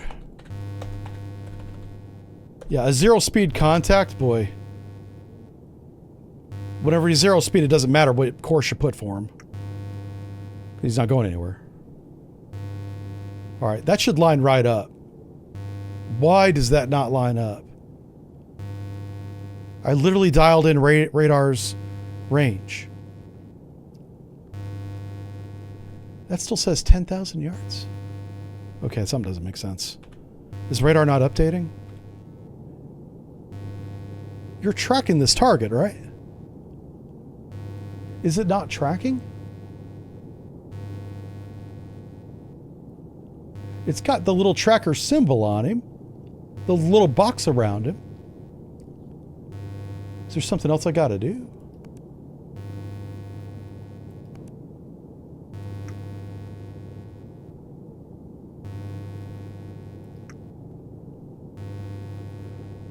I don't know. The fuck? That doesn't make any sense. Let's turn those off. Yeah. That was supposed to be the trail of him coming closer to us. So we got to turn to the north again. I want to get close enough to see a color image of this guy. I don't want to see him through IR. All right. Come left to 355. Let's get back on that scope, because this is going to be a super close encounter. I can't believe we can't see this guy in low power. He must be a very small ship. Like, this is not a cruise ship. This is like a fishing trawler, literally. Which is also what he sounded like. Yeah, look how small that is. Yeah.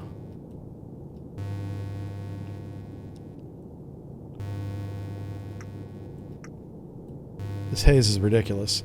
I'm curious as to how close we have to get to this guy to see him without IR. Yep. So that checks for, you know, what did we say the RPM was? It was really high. It was like 400 or 500. Little 3-bladed screw. Just because it's high RPM doesn't mean he's going fast. It just means the screw's very small and light, and it's a, you know, it's a fishing boat that's made in the 1970s, right? It's the same boat you go hunt sharks with in the movie Jaws.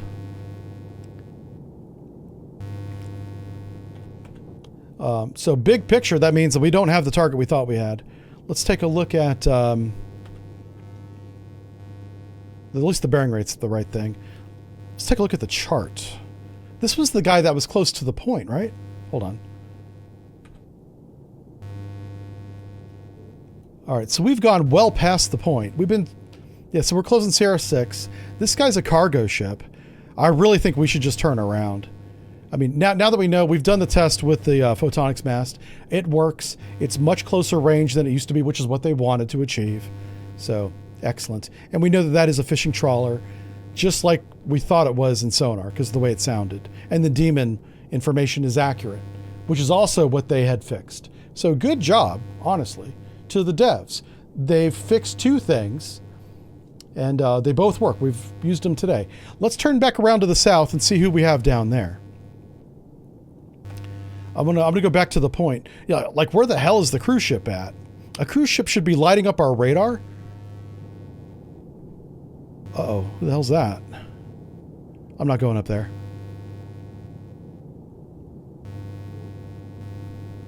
Okay.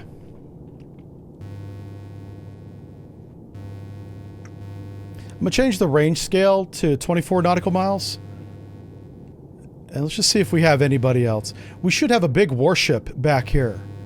That LHD, the Type 75, is down here, I think. Man, there's definitely a contact right there. How far away is that? That's not 6,000. Oh, wait, that's not my... what's my cursor range? 18,000 yards? 9 nautical miles? That might be our cruise ship. All right, let's do that. Let's go deep and fast bearing and change course to, yeah, looks like about 1. Let's just go to 010. Yep. All right, let's lower all mast and antennas because we're going to dive this pig. I'm going to keep the speed up. Oh, I never showed you guys how to, I'm sorry. I meant to show you how to blow the ballast tanks with the low pressure blower, but we'll do that a different day. Let's make sure everybody's down. Everybody is. All right, let's go ahead and open up the forward group and the aft group. Oh, and then you also have to set your depth. I want to set it to 200 feet. Oh, not 2,000. Let's try that again. 200 feet. And we're going to change our course to 010. I'm going to try and catch that guy that's 18,000 yards away.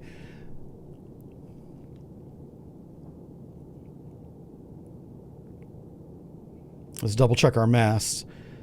Diving at this speed, you'll rip them right off. So, both groups are open. Yeah, the demon data was correct for that little vessel. And I can tell you, it sounded like a light craft. Like a 3-bladed trawler. You know, that sounds very fast, but it's just because that screw is spinning really fast. It is moving a lot of water for the size screw it is, but it's also pushing a boat that is way too big for that little propeller. And every single fishing trawler I've ever heard sounds that way. I am moving. Yeah, I'm moving and he's moving. That's why I keep thinking these guys are going, you know, away from us. If that's the cruise ship, he's been heading northeast the whole time, or at least north the whole time.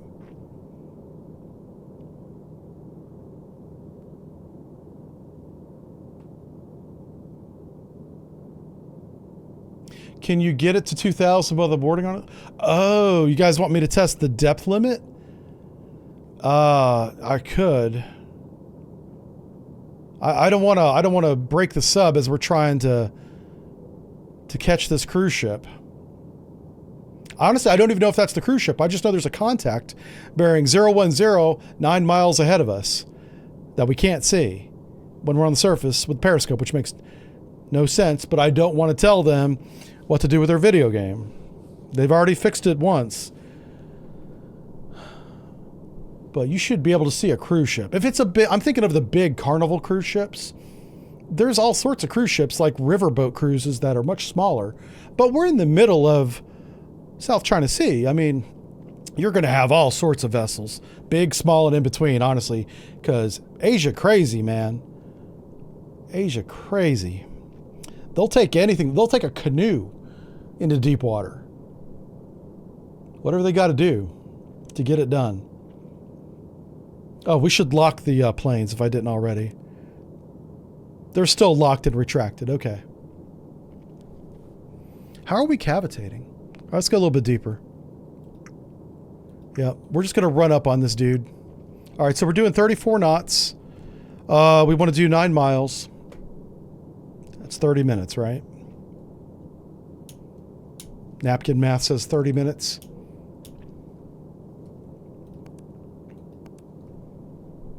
Let me make sure the vents are shut. They are shut. Okay. So this game does a good job of shutting them on their own.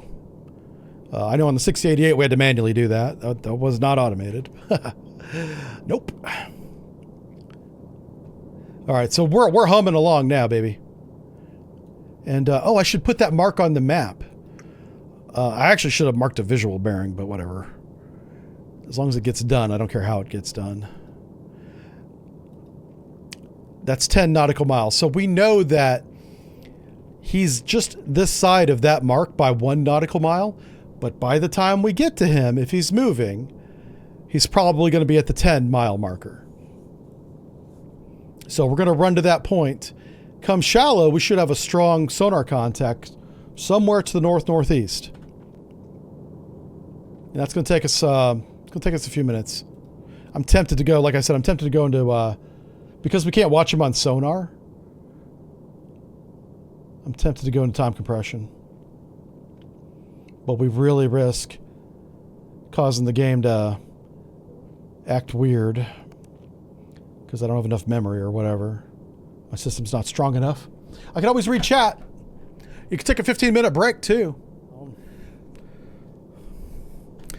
That's what that looks like.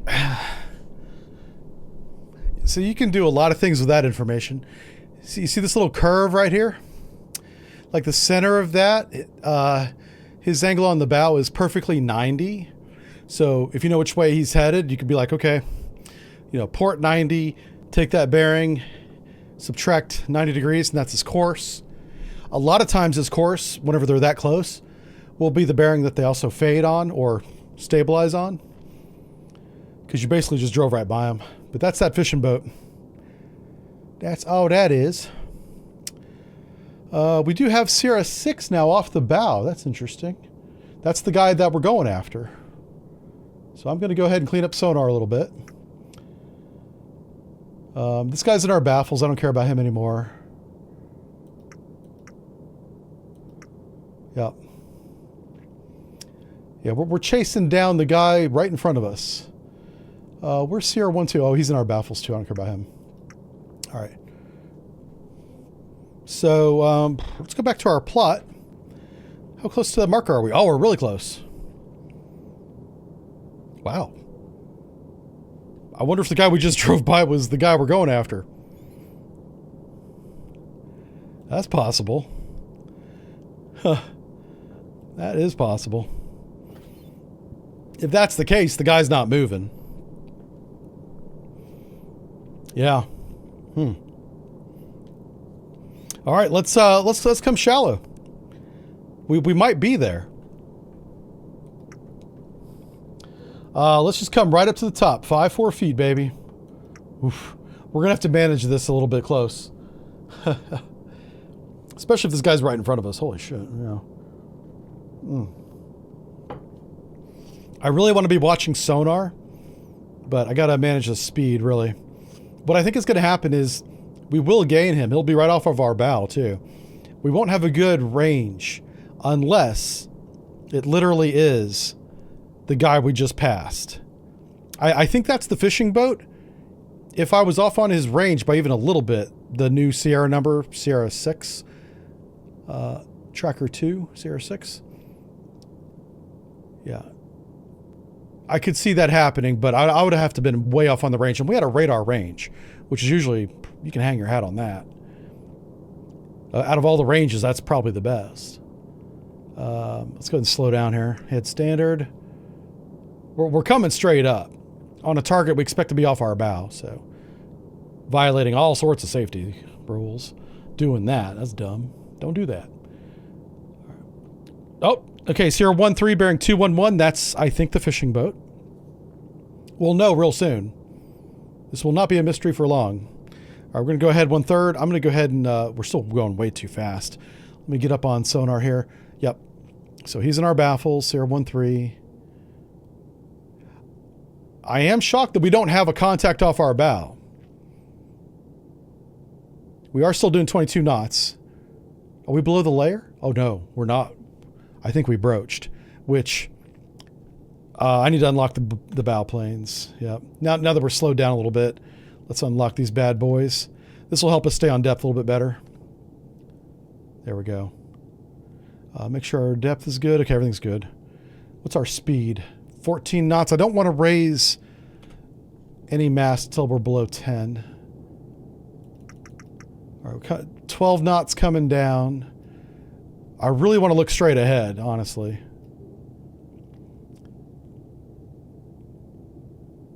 Come on, baby. 10 knots. 10, okay, 9. Let's go ahead and raise this bad boy all the way up.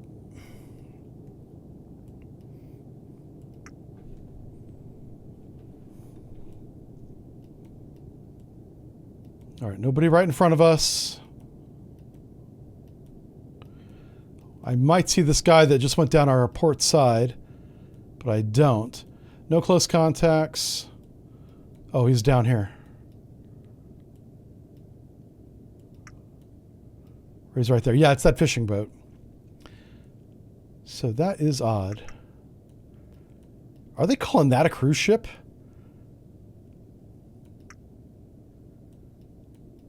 No way. So, for those of you in the know, you can do cruise ships come in all shapes and sizes. And I've seen small cruise ships like this where you'll have you and like 5 other families. They're real expensive, very exclusive trips, but that might be the cruise ship.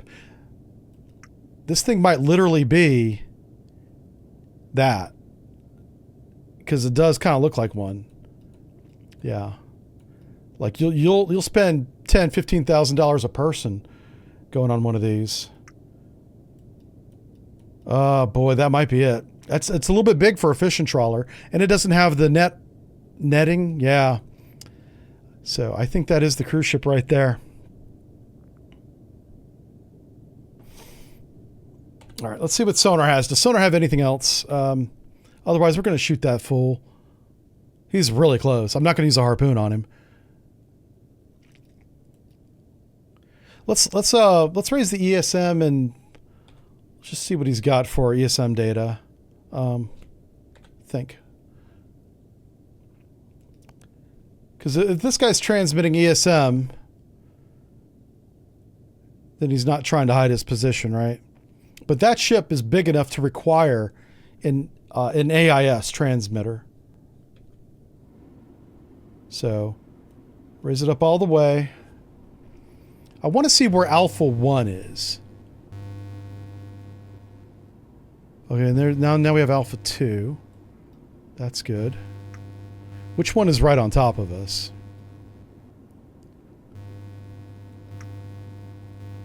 Okay, cargo ship 1, cargo ship 2.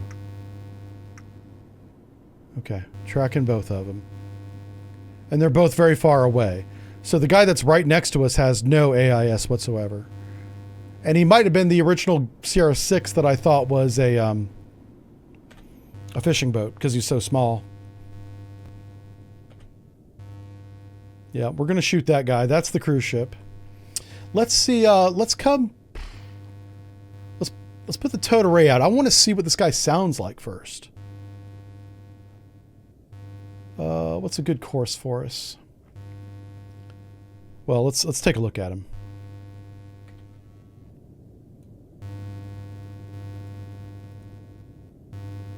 Oh shit. Okay. A freaking ESM mast in the way. Okay. Yeah. Oops. Oh, he's right there. Okay. This dude's close. Yeah, 3,000 yards. Hey, we should be able to get a color photo of him now. This fog is ridiculous. Come on, bro. Yeah. All right, so we got to turn around. He's got angle on the bows with starboard 40, maybe 30. Yeah, which means he's headed. He does have way, I think. Yeah. All right, let's turn around. Let's come the other way. What's his bearing?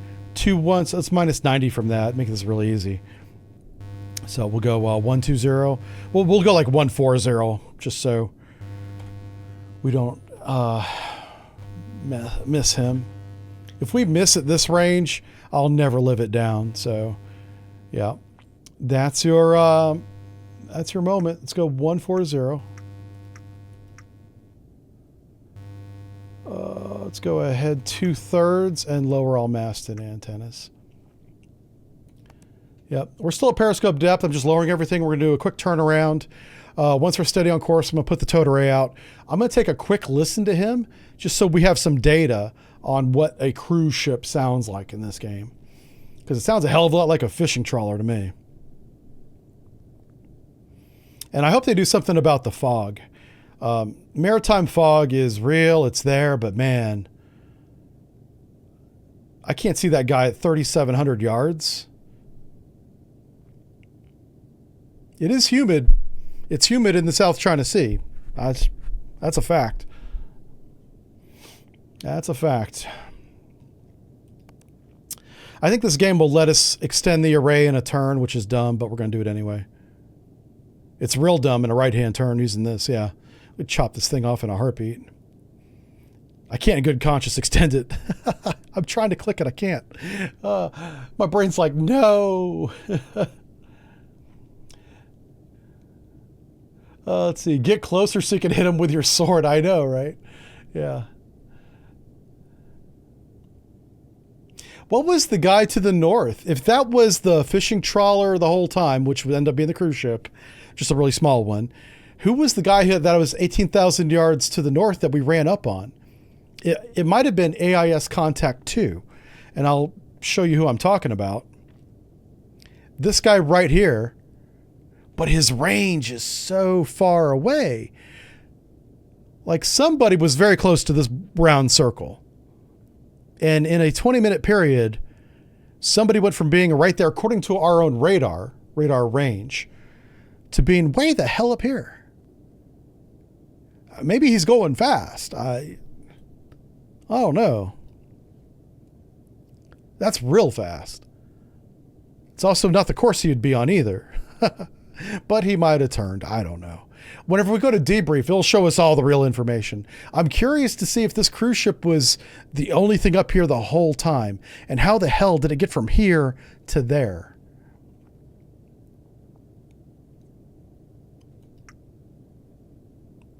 We know it's right here right now. So hold on one second.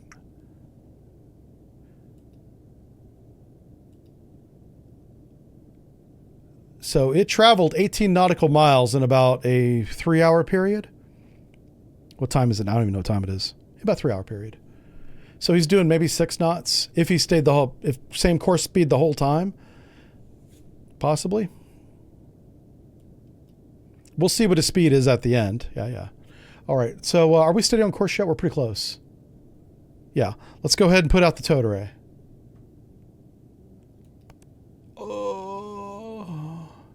Extend. And then we're going to slow down.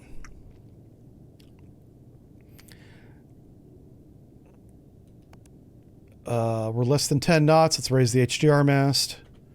I'm sorry. Photonics mast. Wow. My brain might be fried. Might be time for a break.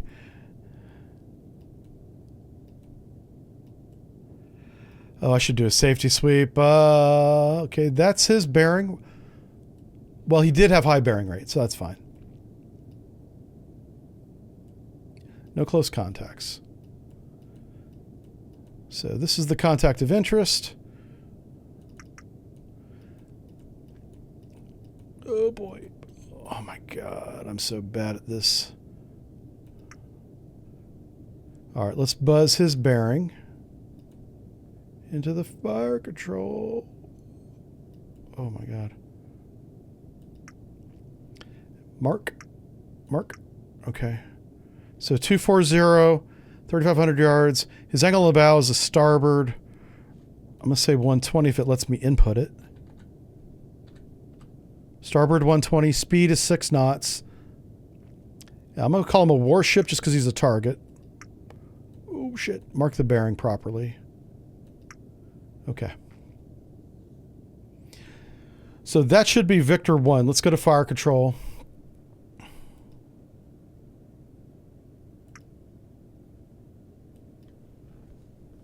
Yeah, we're going to shoot him. Okay, let's take this opportunity to see what he looks like on sonar and write down some frequencies.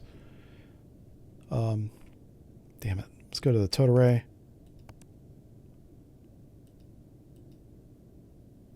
That's him right there.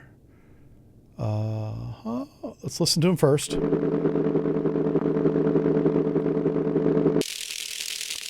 Okay. That is definitely what I thought was a trawler.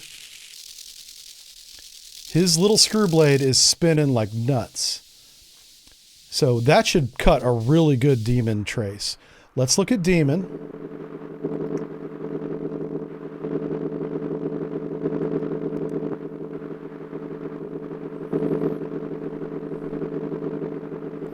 All right, we got frequencies kind of all over the place here.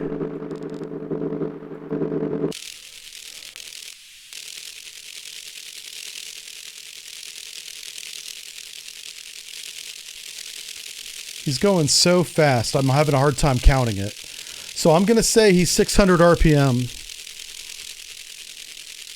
He's trying to escape. He knows he's being attacked somehow. Well, he saw us, but he has no way of knowing that we're going to sink him, right? What is the frequency? Well, okay, hold on. Where's my frequency at up here? Oh, there it is. So 10 hertz. So he's got a 4-bladed propeller going 600 RPM. Sure. Let's write it down. Come on, Aaron. Stay focused. The whole reason why we're doing this is we're trying to build our recognition guide, our acoustic recognition guide. So 4-bladed screw. It's a 1-4. And then 600. In this case, we saw it doing 600. So it's a 10 to 1? It's 100 to 1. Holy shit. Okay, so at 600 turns, he's doing 6 knots, which means for every 100 turns, he does 1 knot. The most inefficient thing ever, but that's what he's got. I think we're ready to shoot. Let's go to fire control. Oh, we want to look at narrowband. Let me just look at narrowband. Probably going to be nothing special about this guy, but we do want to at least make note. Oh, crap. Did I turn off the audio? I meant to. I probably didn't. Okay, it's still working. All right, so we have the doublets here.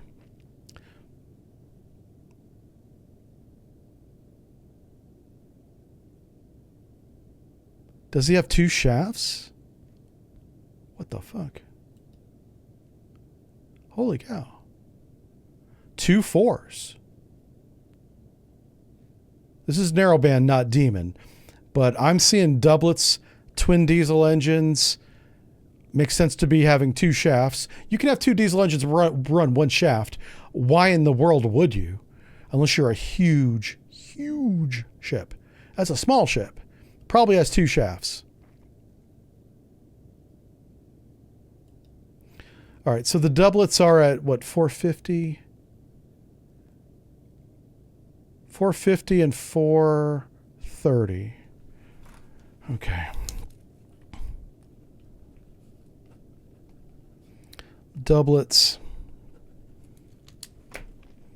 One thing that we can do to verify this, and this is a good tool that everybody should use, so I'm going to bring it up, is go to the recognition guide and just verify it.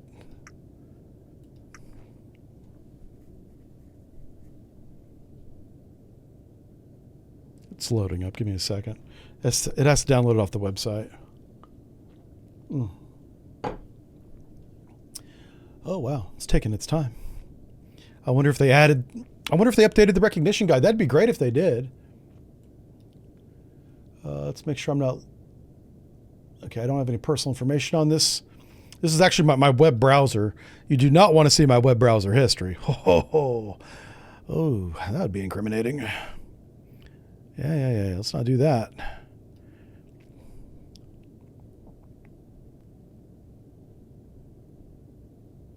I think... Oh, no, it's not that. It's a warship. Okay. When do the civilian ships begin? I thought that was a civilian, but it's not. That's a USV. Civilian... That's submarines. Is civilians the bottom category? Hold on a second. Where the hell are civilians at? Here they are. Okay. Yeah, civilian vessels, Chapter 3. The first one is this craft. So we do have Caterpillar engines, 4-stroke, 12-cylinder, 1600 RPM.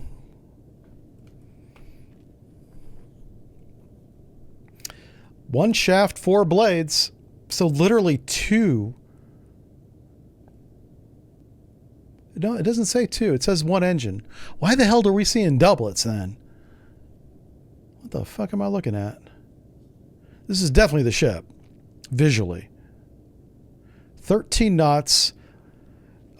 His cruise speed is 8, so instead of doing 6 knots, he's probably doing 8 knots. Oh, and that's it. That's the whole thing? And there's the doublets we're seeing right there. But we're seeing them burn in. So this is him at cruise speed. I bet you he's doing full speed. Do you think he's doing 13 knots? And if he is, why don't we have a gram for 13 knots? Okay, let's assume that he's doing 13 knots because that's his max speed. Because we are seeing that, but it's reversed. This is not as loud. This is very loud. Okay, confirmed. So I'm going to say a 13 knot. That would make his TPK 55, which is fine, as long as we know. Next time I see this guy, I'll nail him. Okay, let's get out of here. Let's get out of here. Okay. Hey, Groosey, thank you for the sub, my man. Oh, I accidentally downloaded the Virginia weapon blueprint. Haha. As you do. Okay. Oh, shit.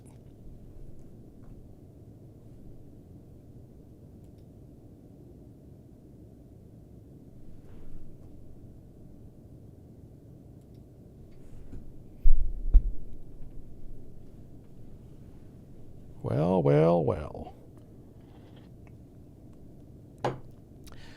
It crashed during an autosave. That's not a good sign. Oh, it's back. We're so back. I'm afraid to do anything. Where's my effing cursor at? There it is. Okay. We are back. Okay.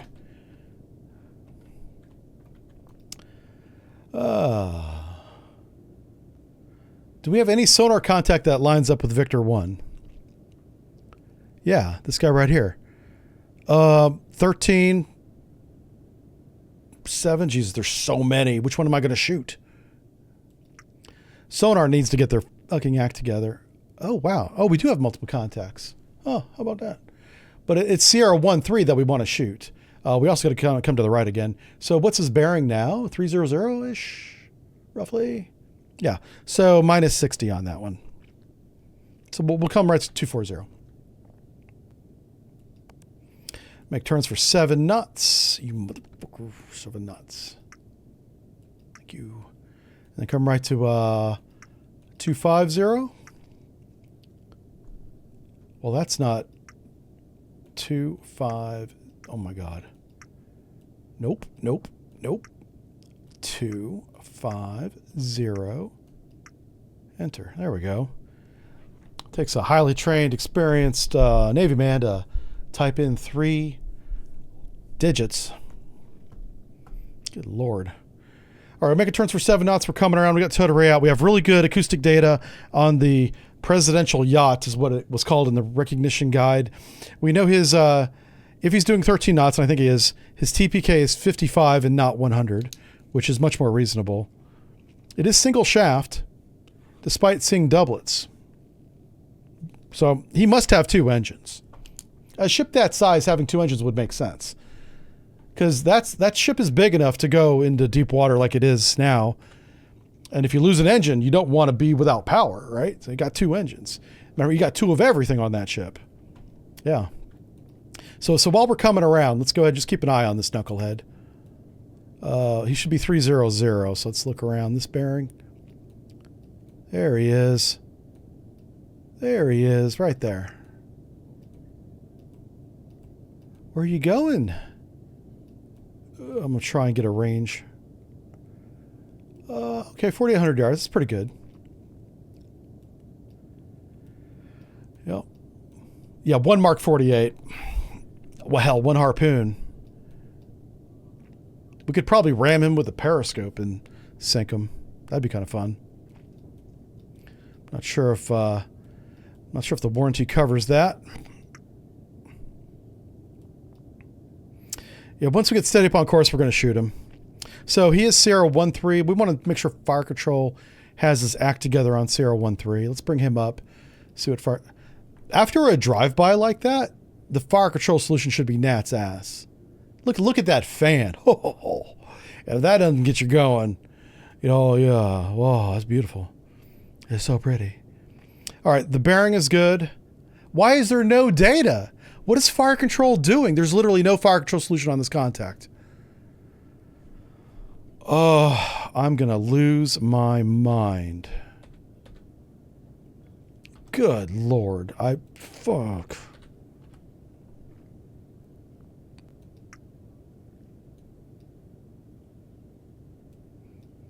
I'm not sure why the ruler's that long. I don't need it to be that long, but, well, probably because we've got that many lines, but still.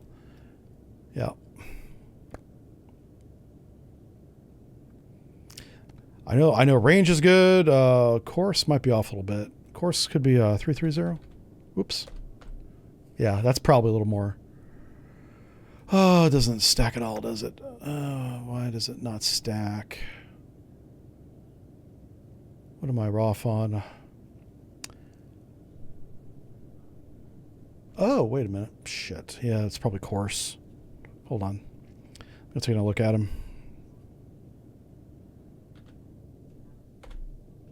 Shit.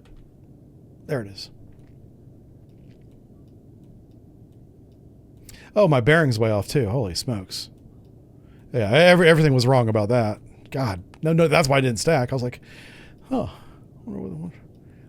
This will be a lot easier once we're steadier on course. That's him right there. What's our current course? I'm coming to 250.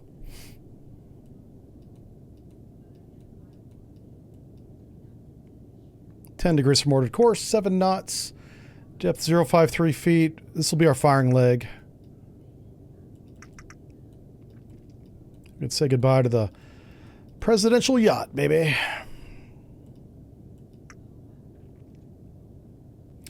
$5,400 yards. And his course is definitely like a... Oh, what's that? That's... Wait a second. His bearing is what? Is it 315? So my bearing was good, which would put his course like northish. Yeah.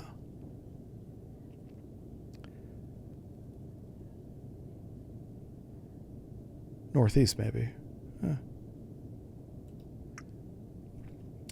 5,500 yards. Angle on the bow is a starboard 120, which is what I got there, just roughly. Let me mark this and just see why I can't get this to line up on fire control. I'm pretty sure that's what I put into fire control. All right, Victor 1 is where he's actually at. Let's go to fire control. I need to get that over to there. So Sierra 13, bearing 316. That's a good course. So there's got to be a way to make that stack, and it's probably 13 knots. Let's just mimic what we see and see what the stack says. Holy smokes, that doesn't stack at all. Oh, wow. That's really bad.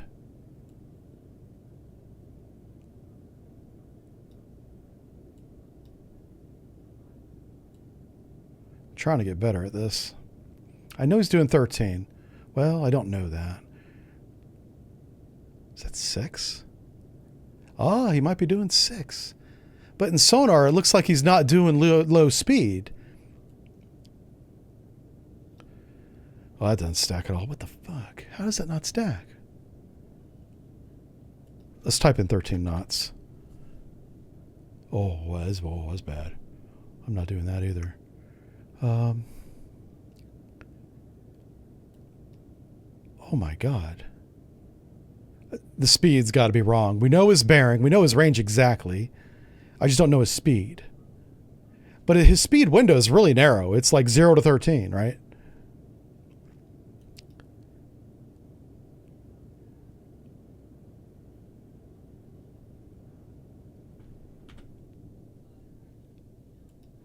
We have good solid track. He hasn't slowed down at all. Oh, narrowband's updating. Yeah. Let's go to Demon. Just double check the Demon's still at the same RPM, 600, right? Hello?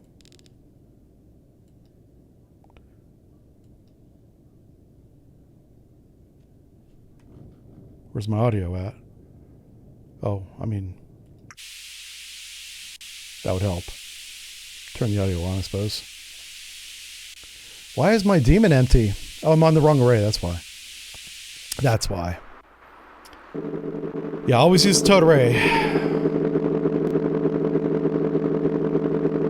The speed is actually a little bit higher now. This dude's hauling ass.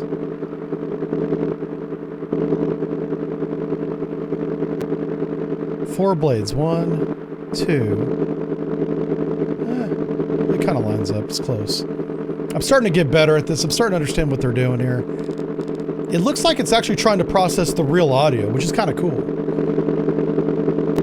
This is not like something that's generated. They're taking the audio we're listening to and demodulating it, which is wild. That's like when you play 688i, this is like a pre-set thing you look at. In this game, it's the real thing you're listening to. That's cool. I'm just got to get used to it because, boy, that's rough. I can't get it to line up on fire control, even though I'm looking at the guy. I can't get it to line up on fire control. It makes no. We're finally steady on course. Where'd he go? Are you serious? Okay, let's find him.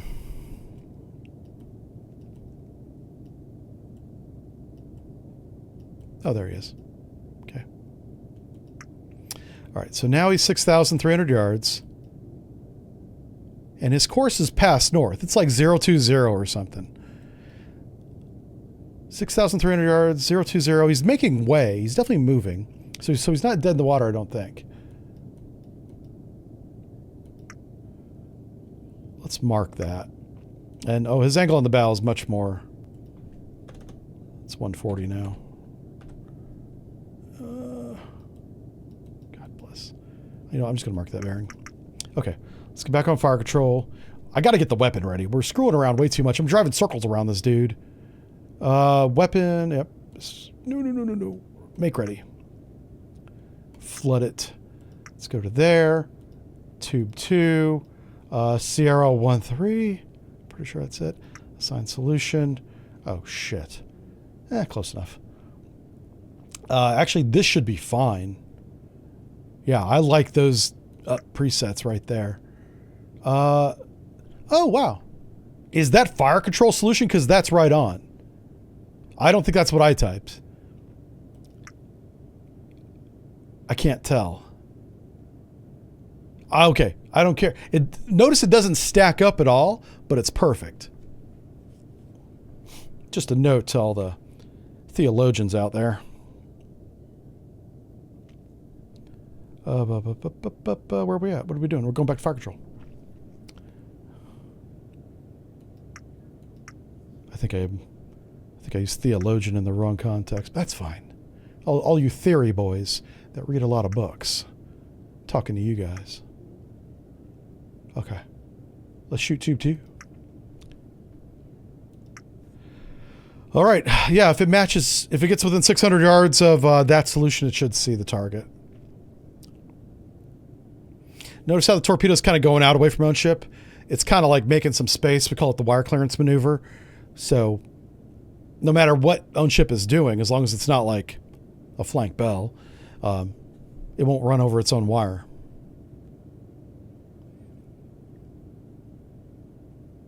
So what I'm going to do, I'm not looking at sonar intentionally for a second. I'm going to see where it goes, and I'm going to go to sonar and see if that matches what we see on this screen. It should. It should be right. Oh, shit. As long as it stays there, it's fine. It's a little farther right than I'm comfortable with, but it should still see it. It's plotting the intercept course. That's why it's a lead angle, right? But it's a little more of a lead than I would have given it. Notice the real position is Victor 1. Sierra 1-3 is the fire control generated solution.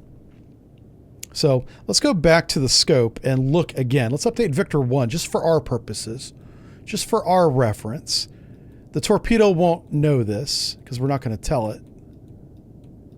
But I'm going to go mark, and we're going to hit the laser beam too. Shit. All right, so 7,100 yards mark. That's the truth. Let's go back to fire control. He's actually here. Our solution has him there. That's a 500 yards difference. It should not make any difference. This should be a hit. Now, let's go take a look at sonar. Right here. Let's go to broadband. What you want to see is he merged on the bearing of the target. And that's exactly... He might have gone past it a little bit, but he is leading the pursuit. The point is he merged, and the fact that he's a little bit ahead is okay. But I would call this, he either merged or he didn't. There is no ands or conditions. You make the report, you're required to, that he either merged or he did not merge. And there's no other thing you say. And everybody in fire control is expecting that report within 20 seconds of launch. And so, you can't be dilly-dallying, and this qualifies as a merge. And then whenever the XO comes over to you and says, hey, what about that? You'd be like, yeah, it overshot because of the lead. The lead is a little bit farther than I expected it to be, but I still think it's going to be within parameters to see the target. So we want to go back to fire control. Now that everything is matching. Also, Sierra 1-8 is the weapon, by the way. That's why we see that now. And we can see the data over here on the right. It's transiting. It's transiting at 35 knots because we're going low to high. I didn't do the full firing point procedures because I really want to get the shot in the water. By the time it hits, it's going to be like 9,000 or 10,000 yards away, which is a good, safe distance. Are we doing 5 knots still? Let's slow down to 5 knots. I want to get a good picture of this.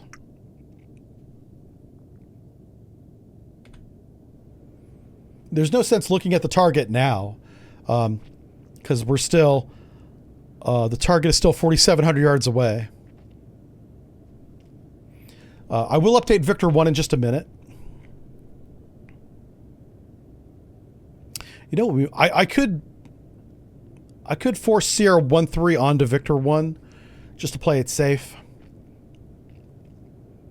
by basically updating Victor 1 and then going in the fire control system to Sierra 1-3 and just entering the same data. You could do that. And then make sure you apply the solution to the weapon, because if you don't do that, even though you updated fire control, you didn't tell the weapon. So you got to do both. These presets are fine for this is a high confidence solution. We're watching this guy through the scope. There's no excuse at all for this weapon to miss. So the reason why Sierra 1-3 in fire control is getting further away from Victor 1 is Sierra 1-3 is getting real-time updates from sonar, and even if it wasn't, it's using a generated solution based on the last known information. So, but Victor 1 is not doing that. So as these two get closer to each other, I'll update Victor 1. I want to make sure this thing goes into search mode. It's going to be a while before he goes into search mode. Let's see where Victor 1 is. We got plenty of time. So let's get back on the scope and get another range to this chucklehead. Yep. Can I zoom in any more? No. That's it. So let's bearing mark. Let's mark the range, actually. Crap. Let me do the range again. Oh, fuck you. Whoops. There we go. 8,400 yards. And mark the bearing. Okay. Now we go back to fire control and we'll see where that lines up. Ooh. Ooh. Now that's way too far off. So we're going to fix fire control. His range, his bearing is very wrong. Yeah. Holy crap. That's way off. So his bearing right now, that's going to miss. His bearing is 351. Well, we'll say 35. Yeah, it's 351 still. All right. I don't know. I'm not sure what's going on with fire control there. It looked good at first, but it kept getting further and further away. And his range is only 8,200 yards. I don't know how speed is. Speed at this point does not matter. Okay. Now that we've updated fire control to match what we see visually, we have to tell the weapon. Weapon still don't know. Now I just told the weapon. It should steer over there. He's definitely not doing 13 knots. I had the speed way out. It's definitely 6 knots. Which would put his TPK back to 100. Yeah. Which means the narrowband information doesn't make any sense. It doesn't match the recognition guide. It matches it in frequency, but not in intensity. Those doublets up at 400 hertz, 450, were way stronger on the sonar display than they are in the recognition book, is my point. That's very nuanced, but it's also important to get right. His speed, I think, still says 13, but let's get back on the scope and verify that. Oh, it's in the attack mode. The weapon already sees the target. Okay, so what's time to target? 39 seconds. Excellent. So whenever we're inside 20, we'll go back to the scope and start taking pictures.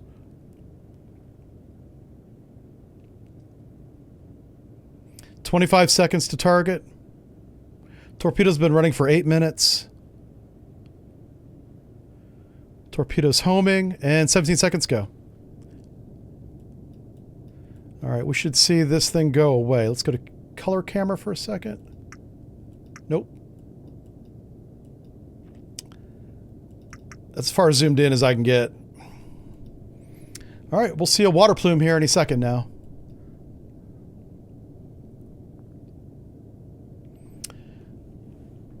Or the torpedo won't recognize the target and will miss.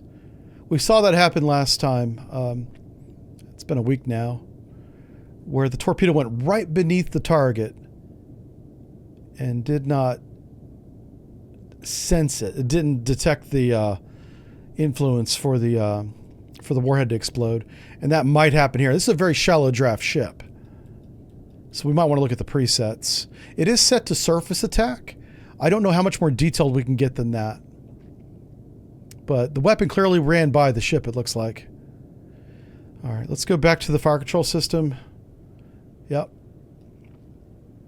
Okay, I just want to look at the presets here. Sonar mode is active. Contact style is surface, and I can't tell it to go any more shallow. So that's concerning.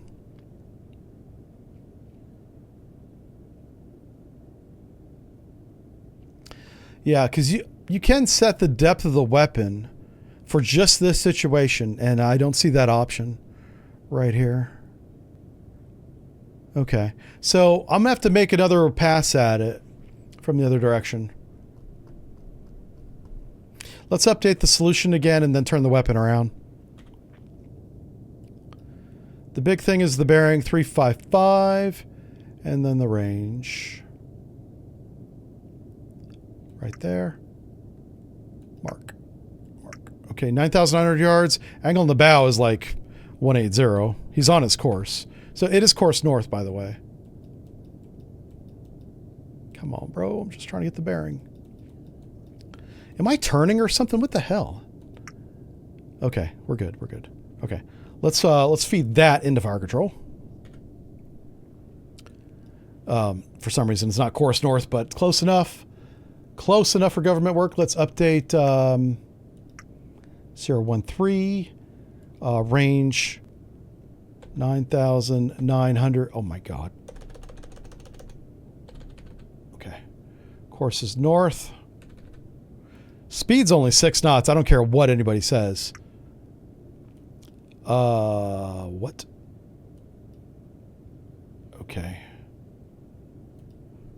Oh, it was 355 was the bearing. Course is north. There we go. That should be right on top of him. Okay. 357. We're really polishing the cannonball at this point. Fucking close enough. All right, let's go ahead and apply that solution. And now let's apply it to the weapon. And update the presets with the current presets. That weapon should turn around.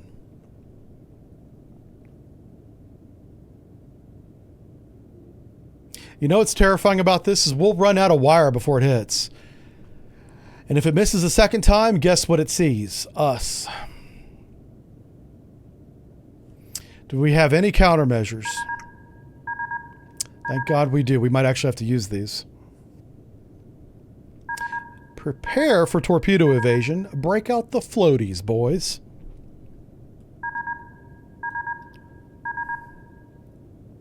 So we're going to watch the weapon. It's still in transit mode for some reason. It should...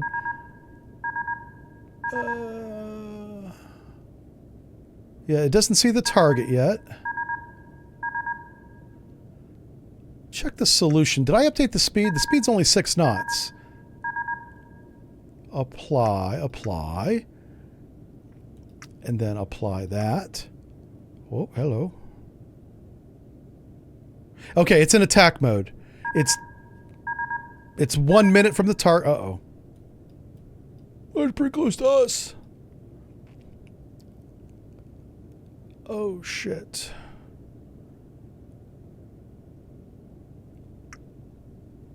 Okay, no. It's going on it. Oh, Jesus. Okay. It's in attack mode. It sees the target. Maybe we watch the camera. Let's go to the external view. Because I want to know what this thing is doing. It's not hitting the weapon. Okay. I mean, it's not hitting the target. The weapon's not hitting the target. Yeah, this thing right here. It definitely sees the ship. Oh my God.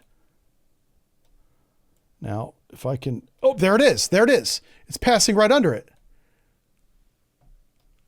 Oh my God. Are you kidding me? Okay.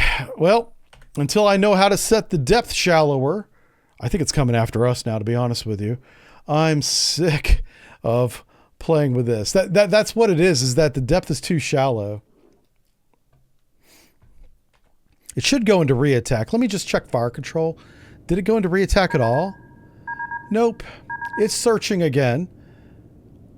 Turn around. I'm going to give it an order to turn around because it's coming in our direction. It will see us and probably sink us. Oh, fuck. Okay, that's all good. Yeah. Oh, it's turning around now. Good, good. Look at that fan. Like, we should have a beautiful solution. And we do, actually, but that's because we're looking at them. You get a fan like that, you're good to go. I'm just curious if it says it sees the target again. I don't see any other way to make it go more shallow than what it's doing right now. Search depth, run depth. This is run to enable, and that's the search depth. That has nothing to do with terminal. It's not at 300 feet, by the way. It's very shallow because it's in surface attack mode. Okay. I don't know how they're going to resolve that. They have to give us the depth control, but the Navy may not let them do that. I'm sure if it's not in the game, it's because the Navy said no. Which is why we don't have all the sonar tools we have. We're about to lose the wire. Did we already lose the wire? No. It ran by it a third time, I think. Okay, well, we're not going to get a torpedo hit on that thing, and we're too close for a harpoon shot, so... let's watch the debrief. Let's go to the debrief and see what really happened. I think I know what happened now, because we finally caught up to the guy. And the biggest thing was we did not see... Or I assumed in the beginning it was a much larger ship than it actually was. Because when I think cruise ship, I think big ship, but that's not all cruise ships are the ones we have in Florida. So there's the presidential yacht. That's the name of the contact. And I'm going to turn off sensor data, I think. Yep, let's just watch what really happened. So he was going north the whole time. What was his speed? Will this thing tell me speed, for the love of God? Like, it tells me the name. That's great. I need to know how fast he was going.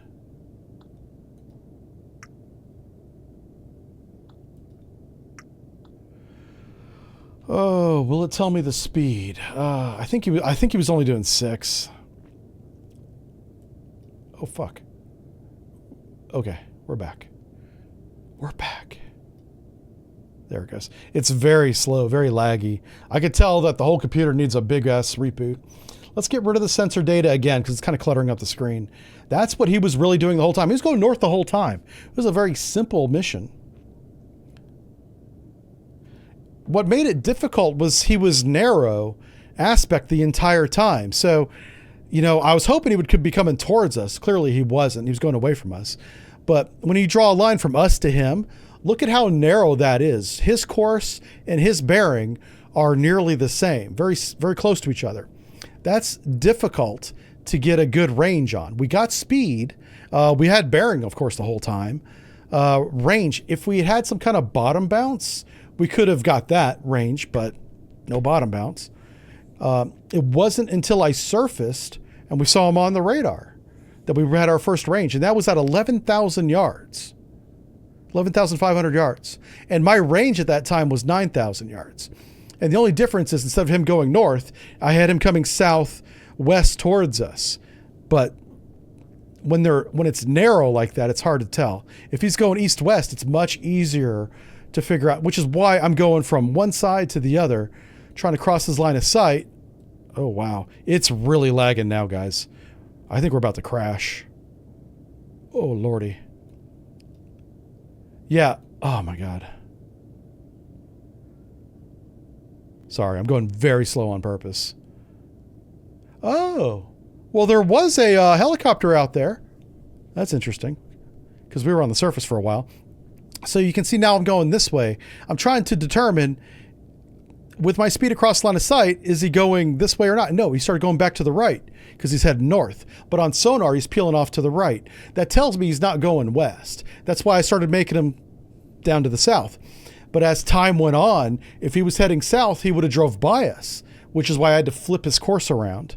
Now, let's move time up ahead a little bit. That's crazy. We never saw the helicopter. That's wild. He flew right over us, too. I probably stayed on this westerly leg way too long. Oh, I'm not on a westerly leg. I'm going this way now, even though the arrow's pointed the wrong direction. Okay. And by this point, I had figured out, obviously he's not closing us. So he is going to the north. By then, we had figured it out. So, and to be fair, by the end, we had a really good fan, too. But that's because we were right on top of him. Really good mission. Disappointed in the weapon. The weapon should have hit twice, if not 3 times. I don't know how they're going to fix that. No idea. All right, I think I'm toast mentally, so I think I need a break.